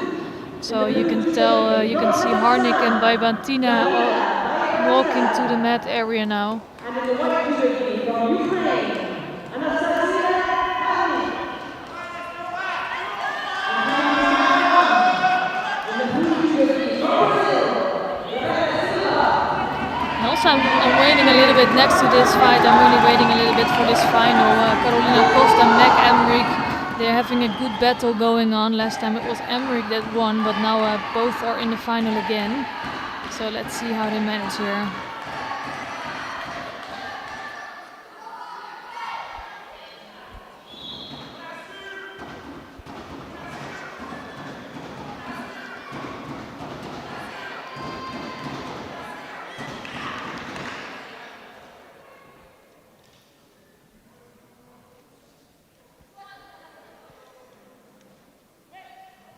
Here we go, strong start from Harnik there. Yeah, she is a really strong athlete, and Baybatina actually had a little advantage in the last fight we saw against Karimova. Here that's not the case, because I think they're both quite tall and they're a little bit the same height.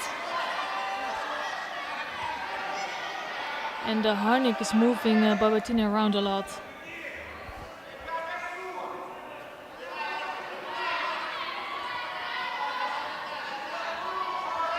Yeah, good movement, but it's not really doing too much with it yet. I'd like to maybe use the feet a bit more, try to get a reaction, but she's definitely looking a bit more positive than Baybatina.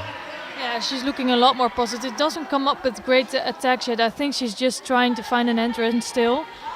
And the Shido now is only going to go to Baybatina. It is true that Harnik looks a lot more positive, but if you look strictly to the rules, actually, it's also Harnik that really didn't attack.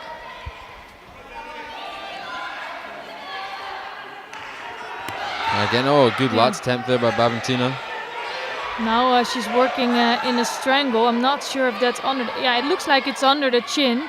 So if she can manage to get that strangle on, and Harnik could be in big trouble. Yeah, she's just struggling to get that leverage on the leg to go down for the strangle, and I think they're going to stand back up here.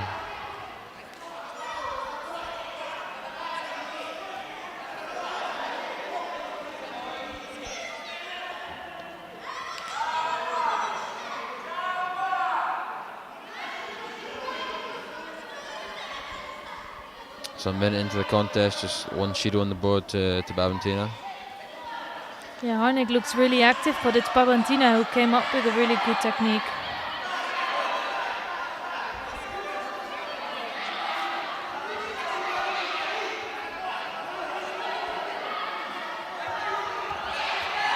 So another drop down from Babantina, trying to throw over Harnik. She doesn't really prepare her attack, so it's Harnik that's moving around Babantina, and I think as long as that happens, she won't get the score. Yeah, it's difficult. We're sort of seeing two different styles here. Harnik's moving about a bit more, trying to get some movement and set up her attacks, and Babantina's a bit more slow paced, just sort of waiting for the right moment.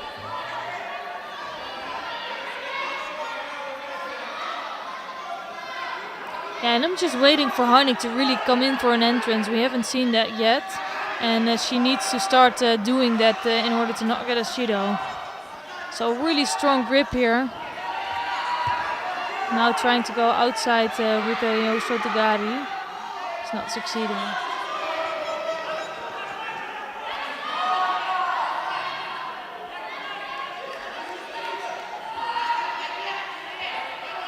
Yeah, and she had the dominant grip there when she came on up high with that right hand, but she didn't take advantage of it really.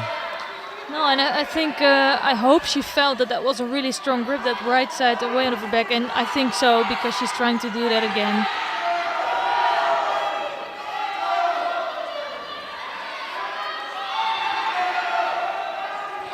Oof.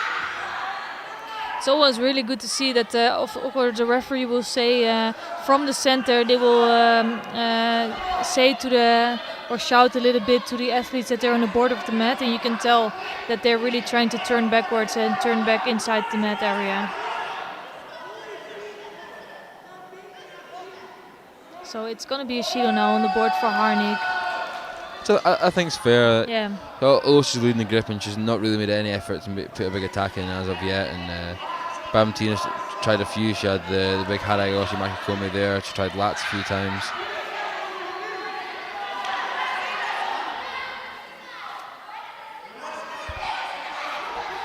So this time it is Babantina that has a better grip. Ooh, almost taken over by Harnik. I think it was a nice move from Babantina, but there was just too much space between her and her opponent. So she left some opportunity there for Harnik to take her over. Yeah, it was almost like she just came for an Uchikomi rather than going for the throw.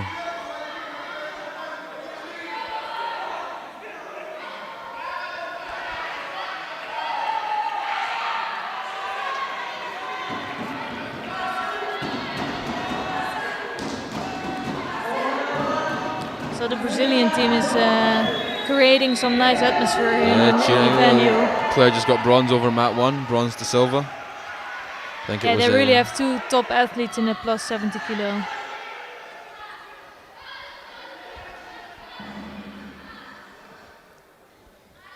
We're in the last minute on our fight here in mat 2 between Harnik and Babantina.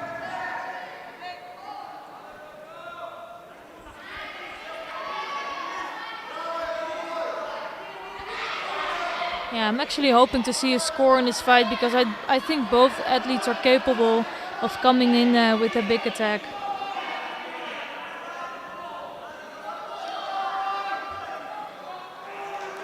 So Harnik now picking up her second Shido, and it's unfortunate she's trying so hard. Just isn't able to come up with a big attack.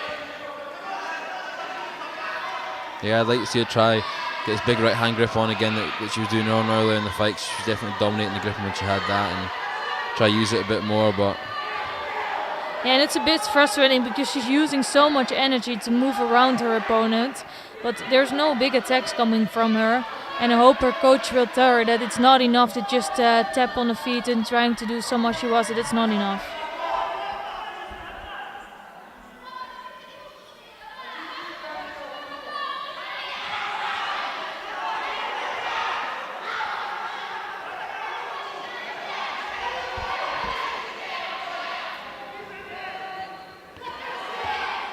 And it's another attack from Babantina. She's the one that's been attacking during the contest, while Harnik looks maybe a little bit more positive with moving around her opponent.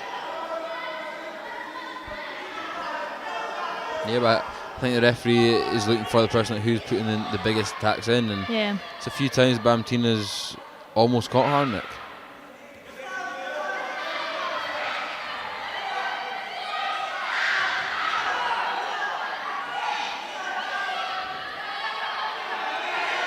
Yeah, Harnick is really trying, but she really would need to throw in her hips or, yeah, just try to go for a big or Sotogari. And again, it's Bamtina that's come up with an attack. That's so close. That was the best interaction so far. So close to tipping over for the back. Yeah. For the Osoto. That really could have gone either way, actually.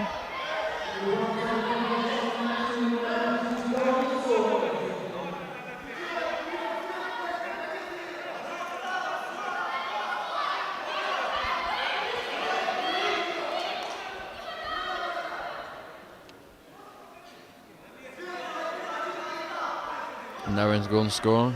2 Shiros for the Ukrainian, 1 for the Kazakhstan.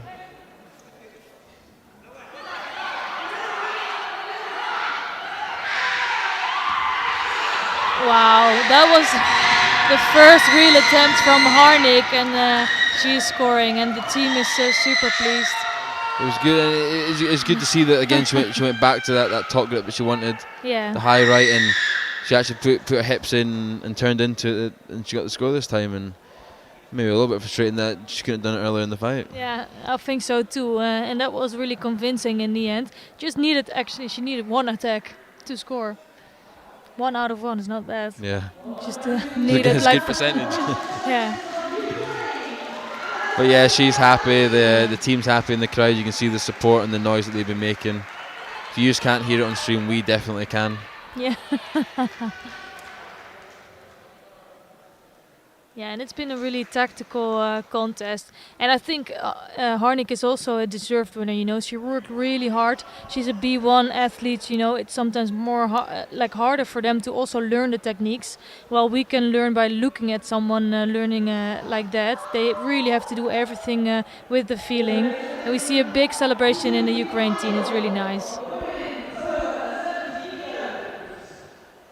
Yeah, no, that's really good to see.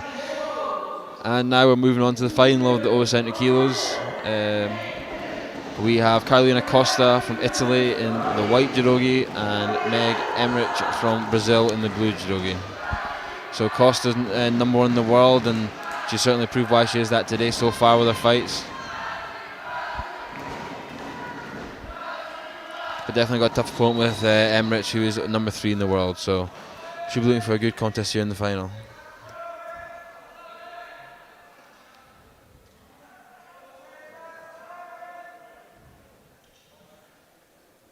Yeah, for sure this will be really good. They're both the bronze medalists of the last World Championships. What about that?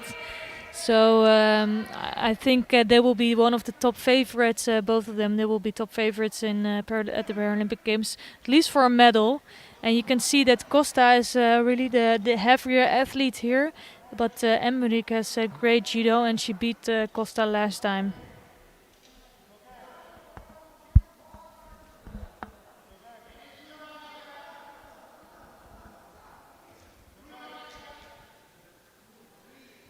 Yeah, I think both just taking some time here to take it nice and easy at the start, just feeling out their opponent. Yeah, and also they know each other, and you see that a lot in the VI judo. You know, there's not as many competitors, so you have a big chance of meeting each other multiple times, and yeah, that sometimes results in being really careful in the first few minutes of the contest.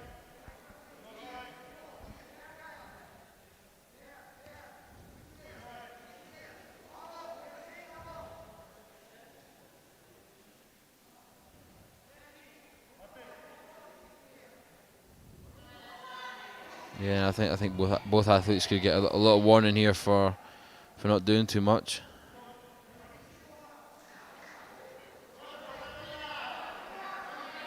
Yeah, I think I just really don't want to make a mistake in the beginning minute of this contest. Of course, they will need to attack at some point. And, well, I'm really hoping to see that happen the next minute.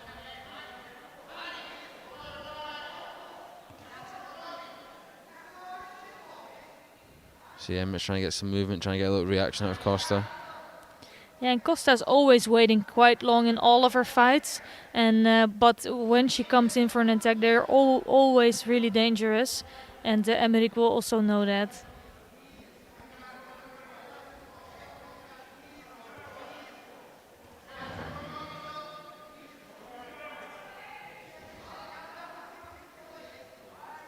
So again, not much happening. For me, it could be a warning for each judoka again. Both Shidos, two Shidos, but it's not so good for the contest, I think. Yeah, and we've seen instances before, although very few instances, where both athletes can get Shidoed out and disqualified from the competition. And well, I don't know what would happen in the final. I think they both get silver if that happened. But and it's just not the best, because if you know you already 2 minutes in, you haven't done any attack. As soon as one of them will make an attack, it's an Shido for the other one. I think, yeah, here it's apparently Emmerich was blocking out her opponent a little bit too much, so it didn't give any opportunity for Costa to come in with an attack. But she did that in a negative way. That's why she's picking up his second Shido.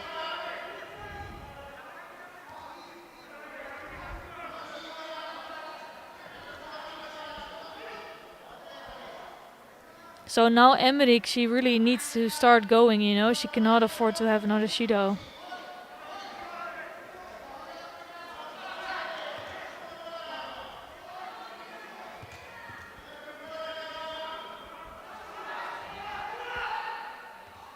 I think this is the longest contest, like the longest time without an attack during the day. yeah, I really hope that they will come in for an attack.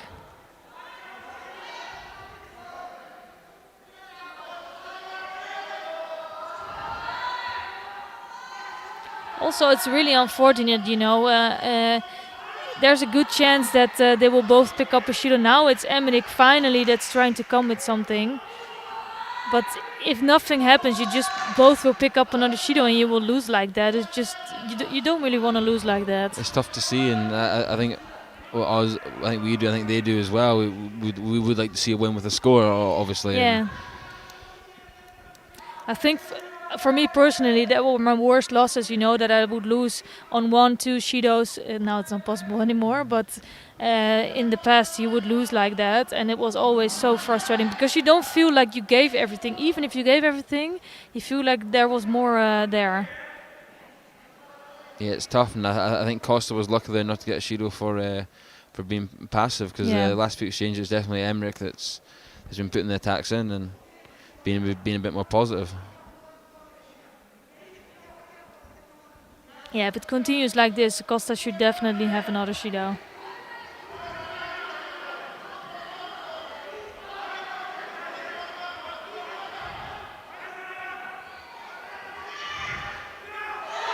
Yeah, and that's going to be... I think that's also a little bit the weight difference, you know. I don't think that's... yeah, it was a Rosari score. Not sure why Costa stopped there. Yeah, I think you saw Emmerich trying to half turn in there and tripped up a little bit, and then Costa was able to just push it over for the score. And a little bit unfortunate for the Brazilian, but still 38 seconds left. Yeah, now things starting to look really good for Costa. She only needs to hold on to that lead for 38 seconds. She can still get another Shido, which she probably will get if nothing happens, but it doesn't matter so much for her.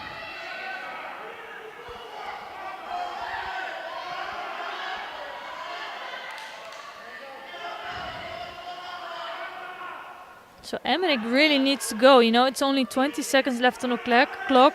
You're already behind. It's kind of an all or nothing game now. Yeah, and that's gonna be it. Yeah, she needed to go for it there, and Costa knew that. I'm just waiting for the counter. So I think this is the game of Costa. You know, she's really strong. She's also one of the heaviest athletes, to be honest, and she can use that weight to really push over her opponents. Emmerich is quite small for her plus weight, and yeah, she was just going over here. Yes, that's a gold medal for Caroline Costa from Italy. Yeah, we will go to the medal ceremony now of the men under 100 kilogram before we come to the final category today, and the men over 100 kilogram.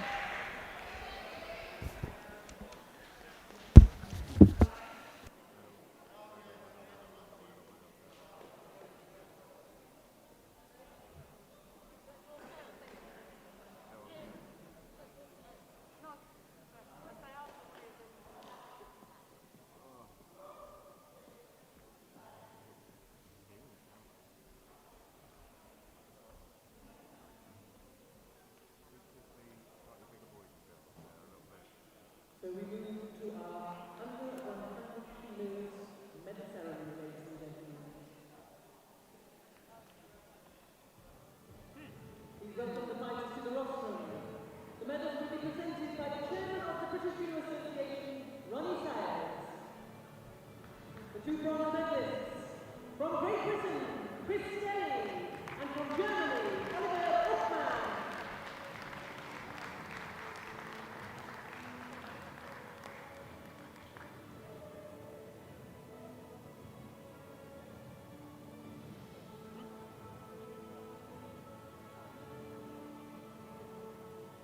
The silver medal winner from Uzbekistan, Sulaiman Alayev.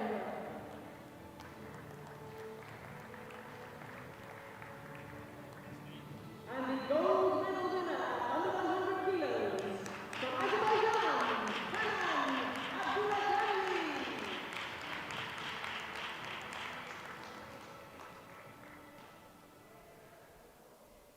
Ladies and gentlemen, please stand if you are able for the national anthem of Azerbaijan.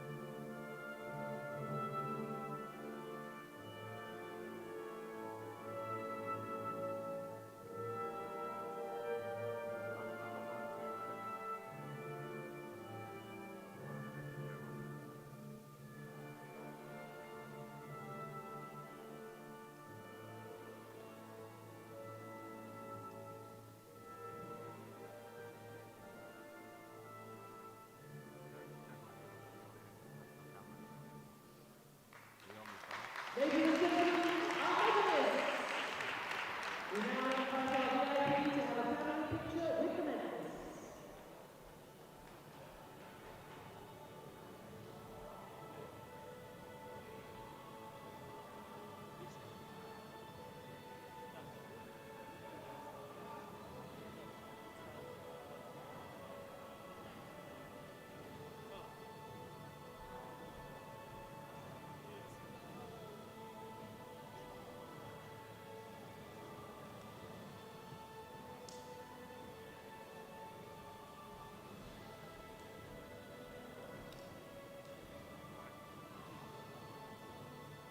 Broke it. I thought he fell off then. It was basically broke it.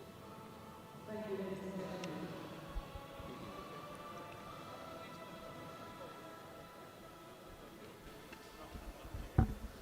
So we're already getting ready for the last category of today and this weekend. And it's been a really good weekend so far. Let's hope we can finish it off really nice.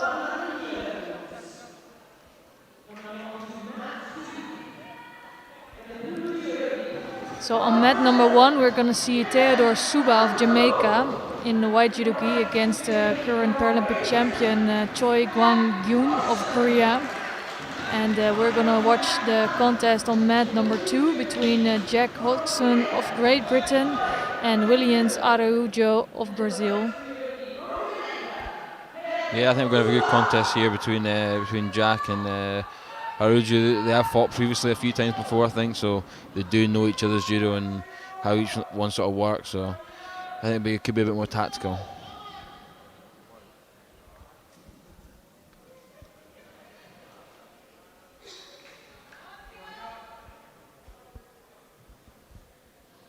Yeah, let's see how this turns out. And I think Oxen had quite a tough draw actually, because he lost his fight against Fernandez Sastre, who's in the final. And if he would have won that, he would have faced Choi. So not an easy run, but he finds himself here for the bronze medal match. It's really good. Yeah, as Jack comes over the big left deep grip. Yeah. The pressure getting put on by the Brazilian. You could really tell that the Brazilian was waiting for that, for Hodgson to come in and try to take over.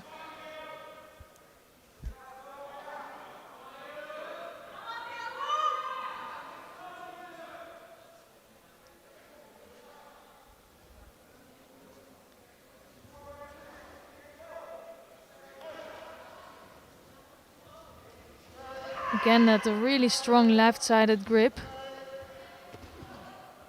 Trying to change it to a Makikomi. Yeah, Arujo's really putting the pressure on. He's coming with that double lapel grip, pushing forward on Jack, waiting for Jack to turn so that he can go for the counter. And on mat 1, we see an ippon from the Korean Choi in blue. He has a bronze medal, beating Theodore Soba on the ground.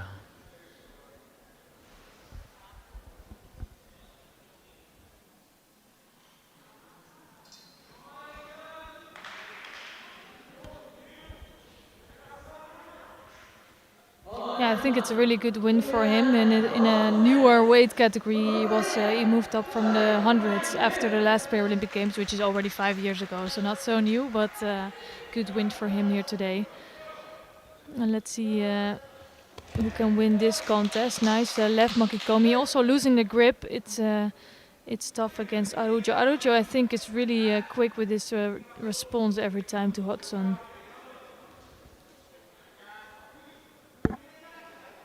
Yeah, definitely. It was a good attack there by Jack.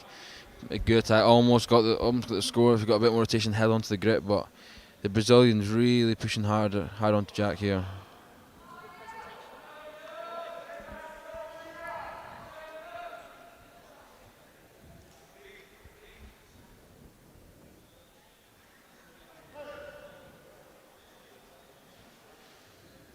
So if that's not changing, that's for sure gonna be a Shido.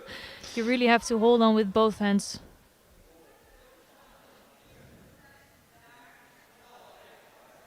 I think the referee is gonna let that one go. I'm surprised. Both athletes just had one hand on, and neither were wanting to commit with the second hand there. I think they both got away lucky there, to be honest.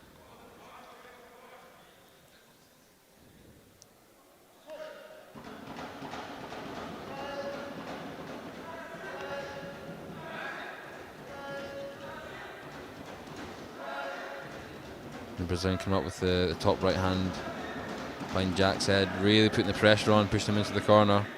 Yeah, really, Arujo is putting a lot of pressure on Hodgson.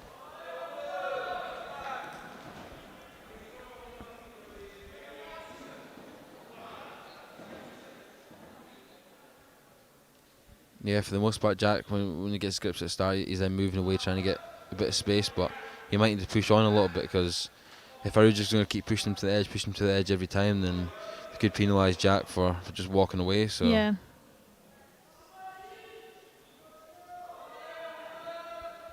Yeah, and it's really smart tactics from Araujo. He's just pushing his opponent away and trying to get a reaction. Hodgson, I think, is setting a little bit up a trap for Hodgson and trying to take over in the end. But that was a good exchange for Hodgson, actually. Good attempt there.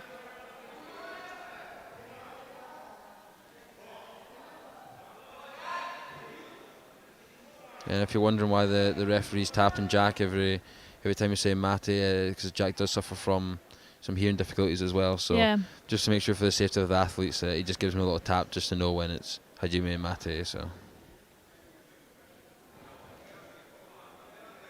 So he is in daily life. He's able to hear with some hearing device, maybe, right? With hearing aids. Yeah, but in the in the competition, the referee will make sure that he knows what's going on. So he will write the scores and the penalties on the hand of Hodgson. So he will be sure what the scoreboard is like. Ooh, yeah, here you can see the danger. Hodgson coming in with a good attack actually, but Araujo almost taking over Hodgson.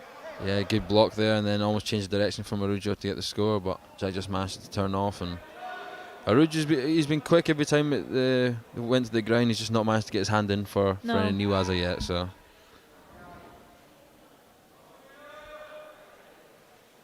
Well, we're almost halfway through this contest, and it's pretty even, to be honest. Yeah, it is really even, and I think Hodgson is sometimes looking a bit more strong with his kumikata, but it's Araujo that's having the best response. And the referee just making sure that they're getting set off a grip in the own. A shiro for both of them here for not getting gripped up in time at the start of the contest. Yeah, in each exchange, it's white or blue that can choose the first grip, especially if it's a left against right. It can be quite tricky, and you can see that it's going on here. And the referee just had enough of them really trying to work it out. Yeah, and you see a lot of the top value athletes are can be quite smart with that start of the grip, maybe moving it slightly further up or getting a specific grip they like and just trying to get away with it. It was a good Makikomi attempt there by Jack. Almost had the Brazilian turn, but just not enough.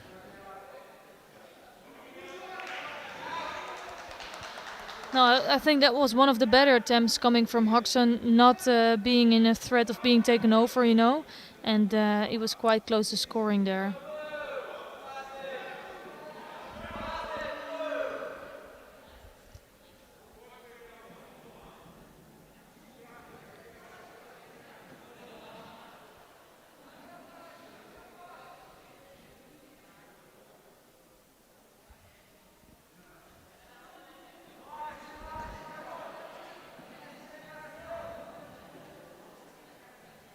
You can see again both fighting to sort of get whatever grip they want here, and just taking a bit of time, but the referee's gonna get that sorted and make sure that they grip up properly.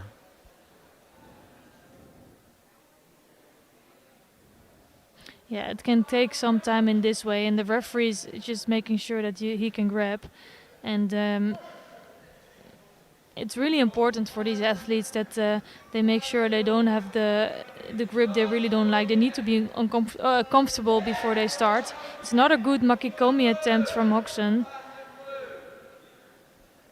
I think now he's starting to lead this contest. Yeah, definitely. I think that the attack rate over the last few exchanges has been going Jack's way, and you could see a Pacific come here to Araujo soon if he doesn't put in a little attack in.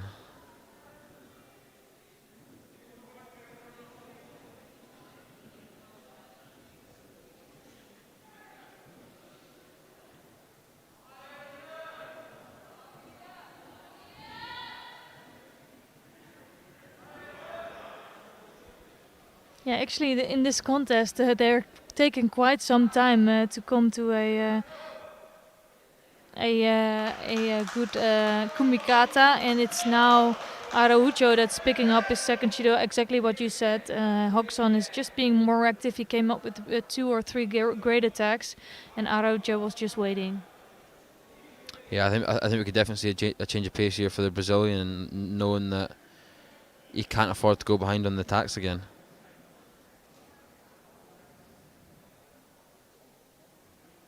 But again, these two are just both fighting for the small advantage here at the start on the gripping.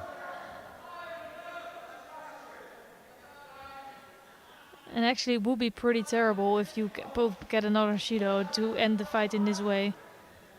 So now it's Hodgson who gets a good grip.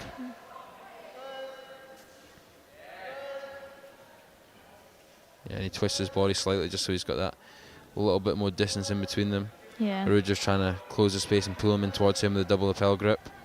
Jack again with the Makikomi. Another good attempt. He's starting to really feel comfortable with this left Makikomi.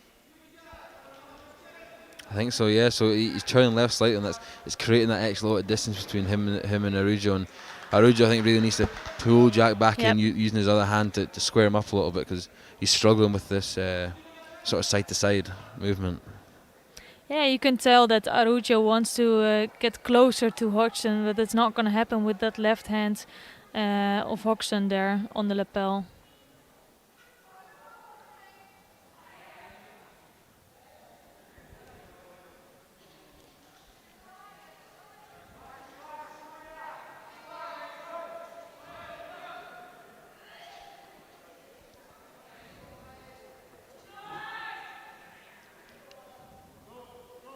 And there's a Shido there to Jack, I think, for not gripping up at the start, I believe. Yeah, and it's just not so clever, you know. There he really had the advantage, and both on 2 Shidos now. So for him, it's the same. It's he cannot afford another mistake. And although he was doing really well in the last few minutes, ooh, that was a good response for Arujo again.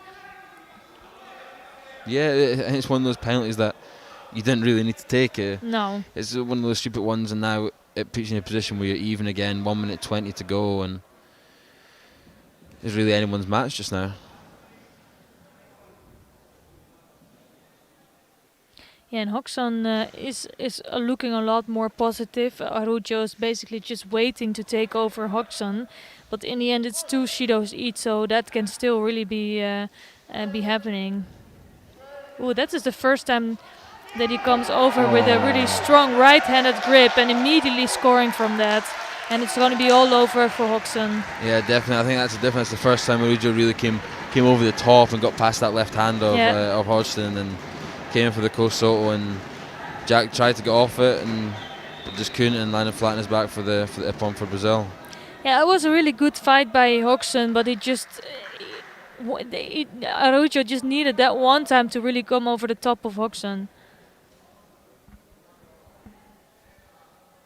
Yeah, it will be a disappointment for him for sure.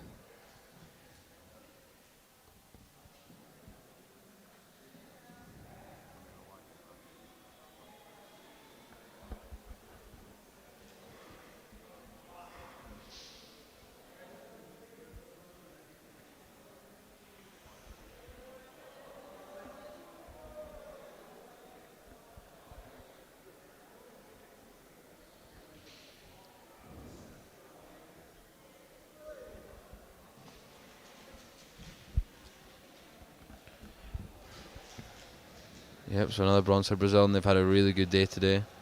Yeah, with, for sure. multiple medals across a lot of the weight categories. Yeah, they also brought a big team here, and it's interesting because actually for Brazil it's impossible to go to Great Britain at the moment, but they were in Azerbaijan training there after the last Grand Prix, so they were allowed to enter the country and do the competition here. Yeah, and I think that's just some of the things that a lot of countries are having to do now. I know we had to do it when we had to send a team to Russia. We had to go to the Netherlands first and stay there for a week before we could travel to Russia to compete. And that turned out to be a bit longer there, right? Yeah. It didn't necessarily go to plan, obviously because of COVID. But it's all these things that like, all the countries are having to do logistically to get to these events, and it's good to see the dedication from the teams. And if anything, it's even better because you're seeing these full teams go to all these competitions now. Yeah, it's actually making the competitions a lot stronger, because if Brazil wasn't here, you know, it's quite a big amount of athletes that are not competing then. So we're coming to the last final of this weekend, and that will be between Revas Chikoidze of Georgia, and he is wearing the white judo gi here, and he is facing Jordani Fernandez Sastre of Cuba in blue. And it's Fernandez Sastre who has the better results in the past. He is the bronze medalist of the last Paralympic Games, so a really good result under his belt.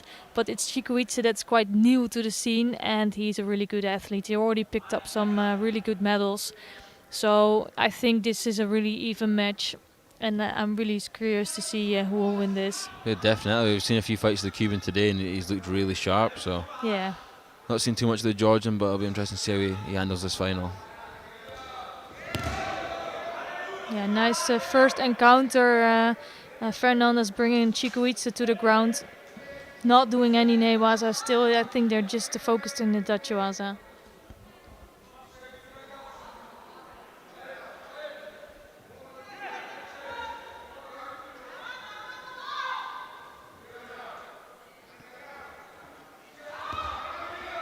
Oh!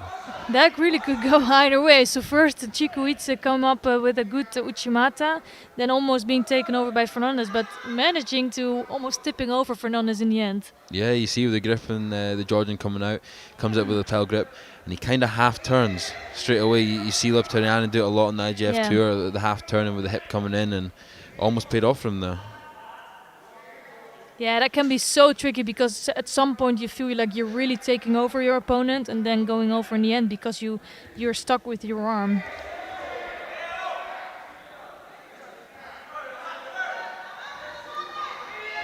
Nice left seonage from Fernandez. Fast in the transition, yeah, and he ends up getting that one. I think as soon as Fernandez came in with that seonage, Chikuitse just had it already under the chin. It was almost like he fell into that. And that was a quick win for Chikuitse. I would have loved to see that go on a little bit longer, but nevertheless it's Chikuitse that brings home the last gold of today. And I think that concludes a really great tournament. Stuart, thank you so much for being here. It was really great. Definitely, it's been a pleasure. Really enjoyed commentating with you here today, and I know you need to shoot off because you've got to go hand out some medals for the final medal presentation. So thanks again for having me on. Yeah, it was really great, and I think we had a really successful tournament. Georgia just picking up his the third gold medal, so they will top the medal podium. It's Uzbekistan and France who also picked up 2 gold medals, and then we have gold medals for Brazil, Ukraine, Azerbaijan, Mexico, South Korea, and Italy. So a lot of different nations. Here you can see the last action of the plus 100. And I really enjoyed this weekend, and I hope you did too. And thank you so much, everyone, for watching and listening. And of course, we hope to see you back in the next tournaments.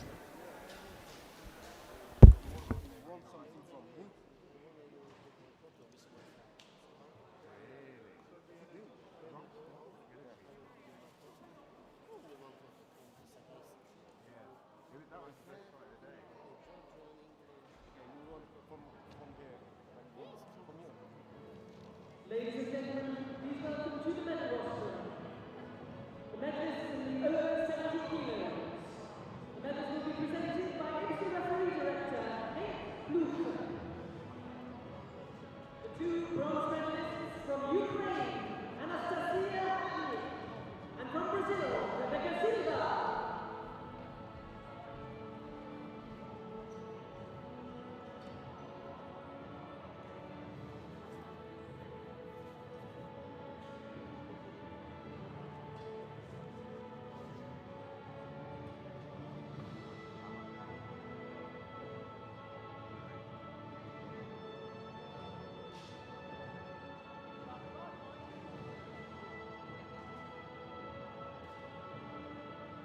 The silver medalist from Brazil, Meg Emmerich.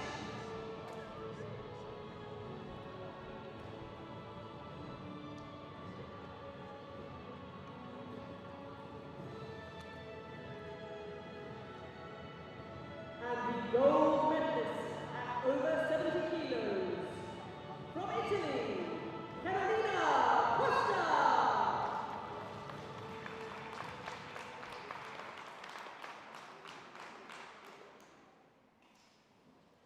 Ladies and gentlemen, please stand if you are able for the national anthem of Italy.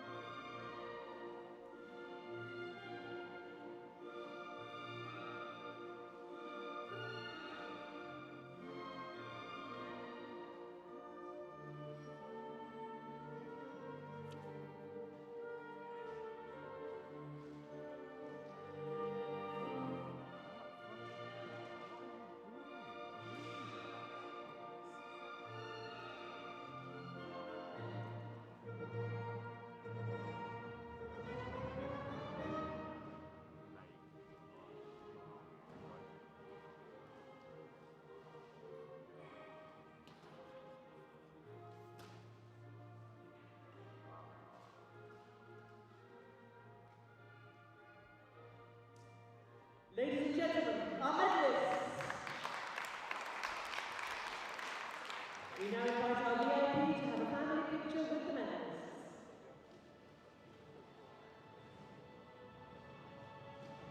Oh, now you're going to go down. Right.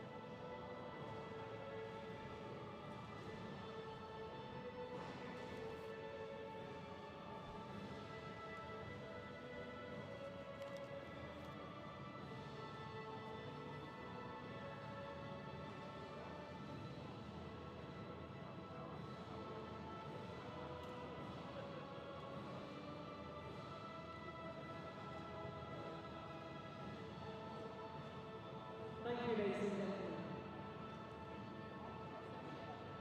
We now await our next 100 kilo medalists for the final medal ceremony of the day.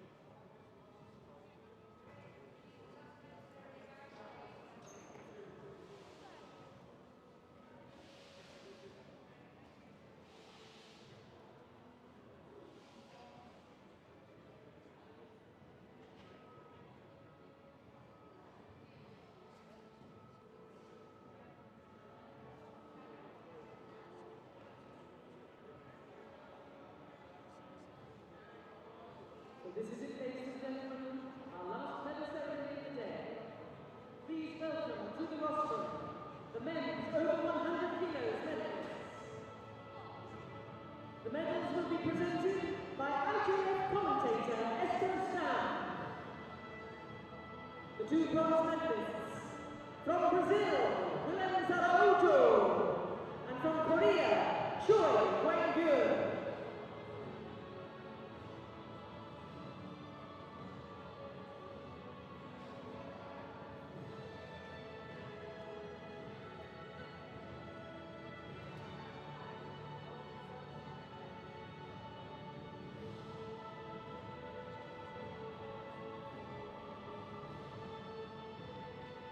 The silver medalist from Cuba, Jornali Fernandez Sastre.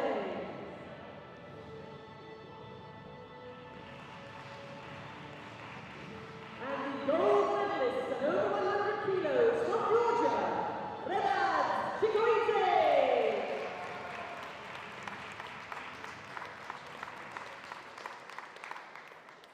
Ladies and gentlemen, please stand if you are able for the national anthem of Georgia. No, no, no.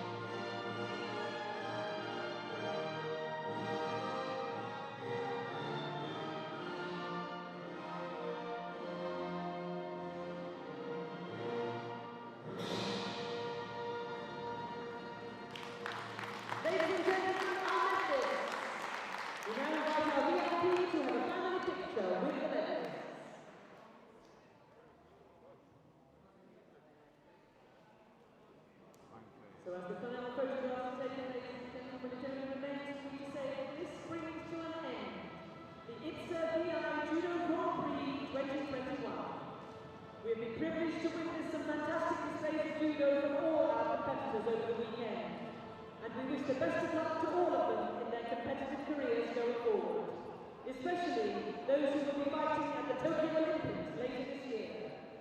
IBSA and the British Judo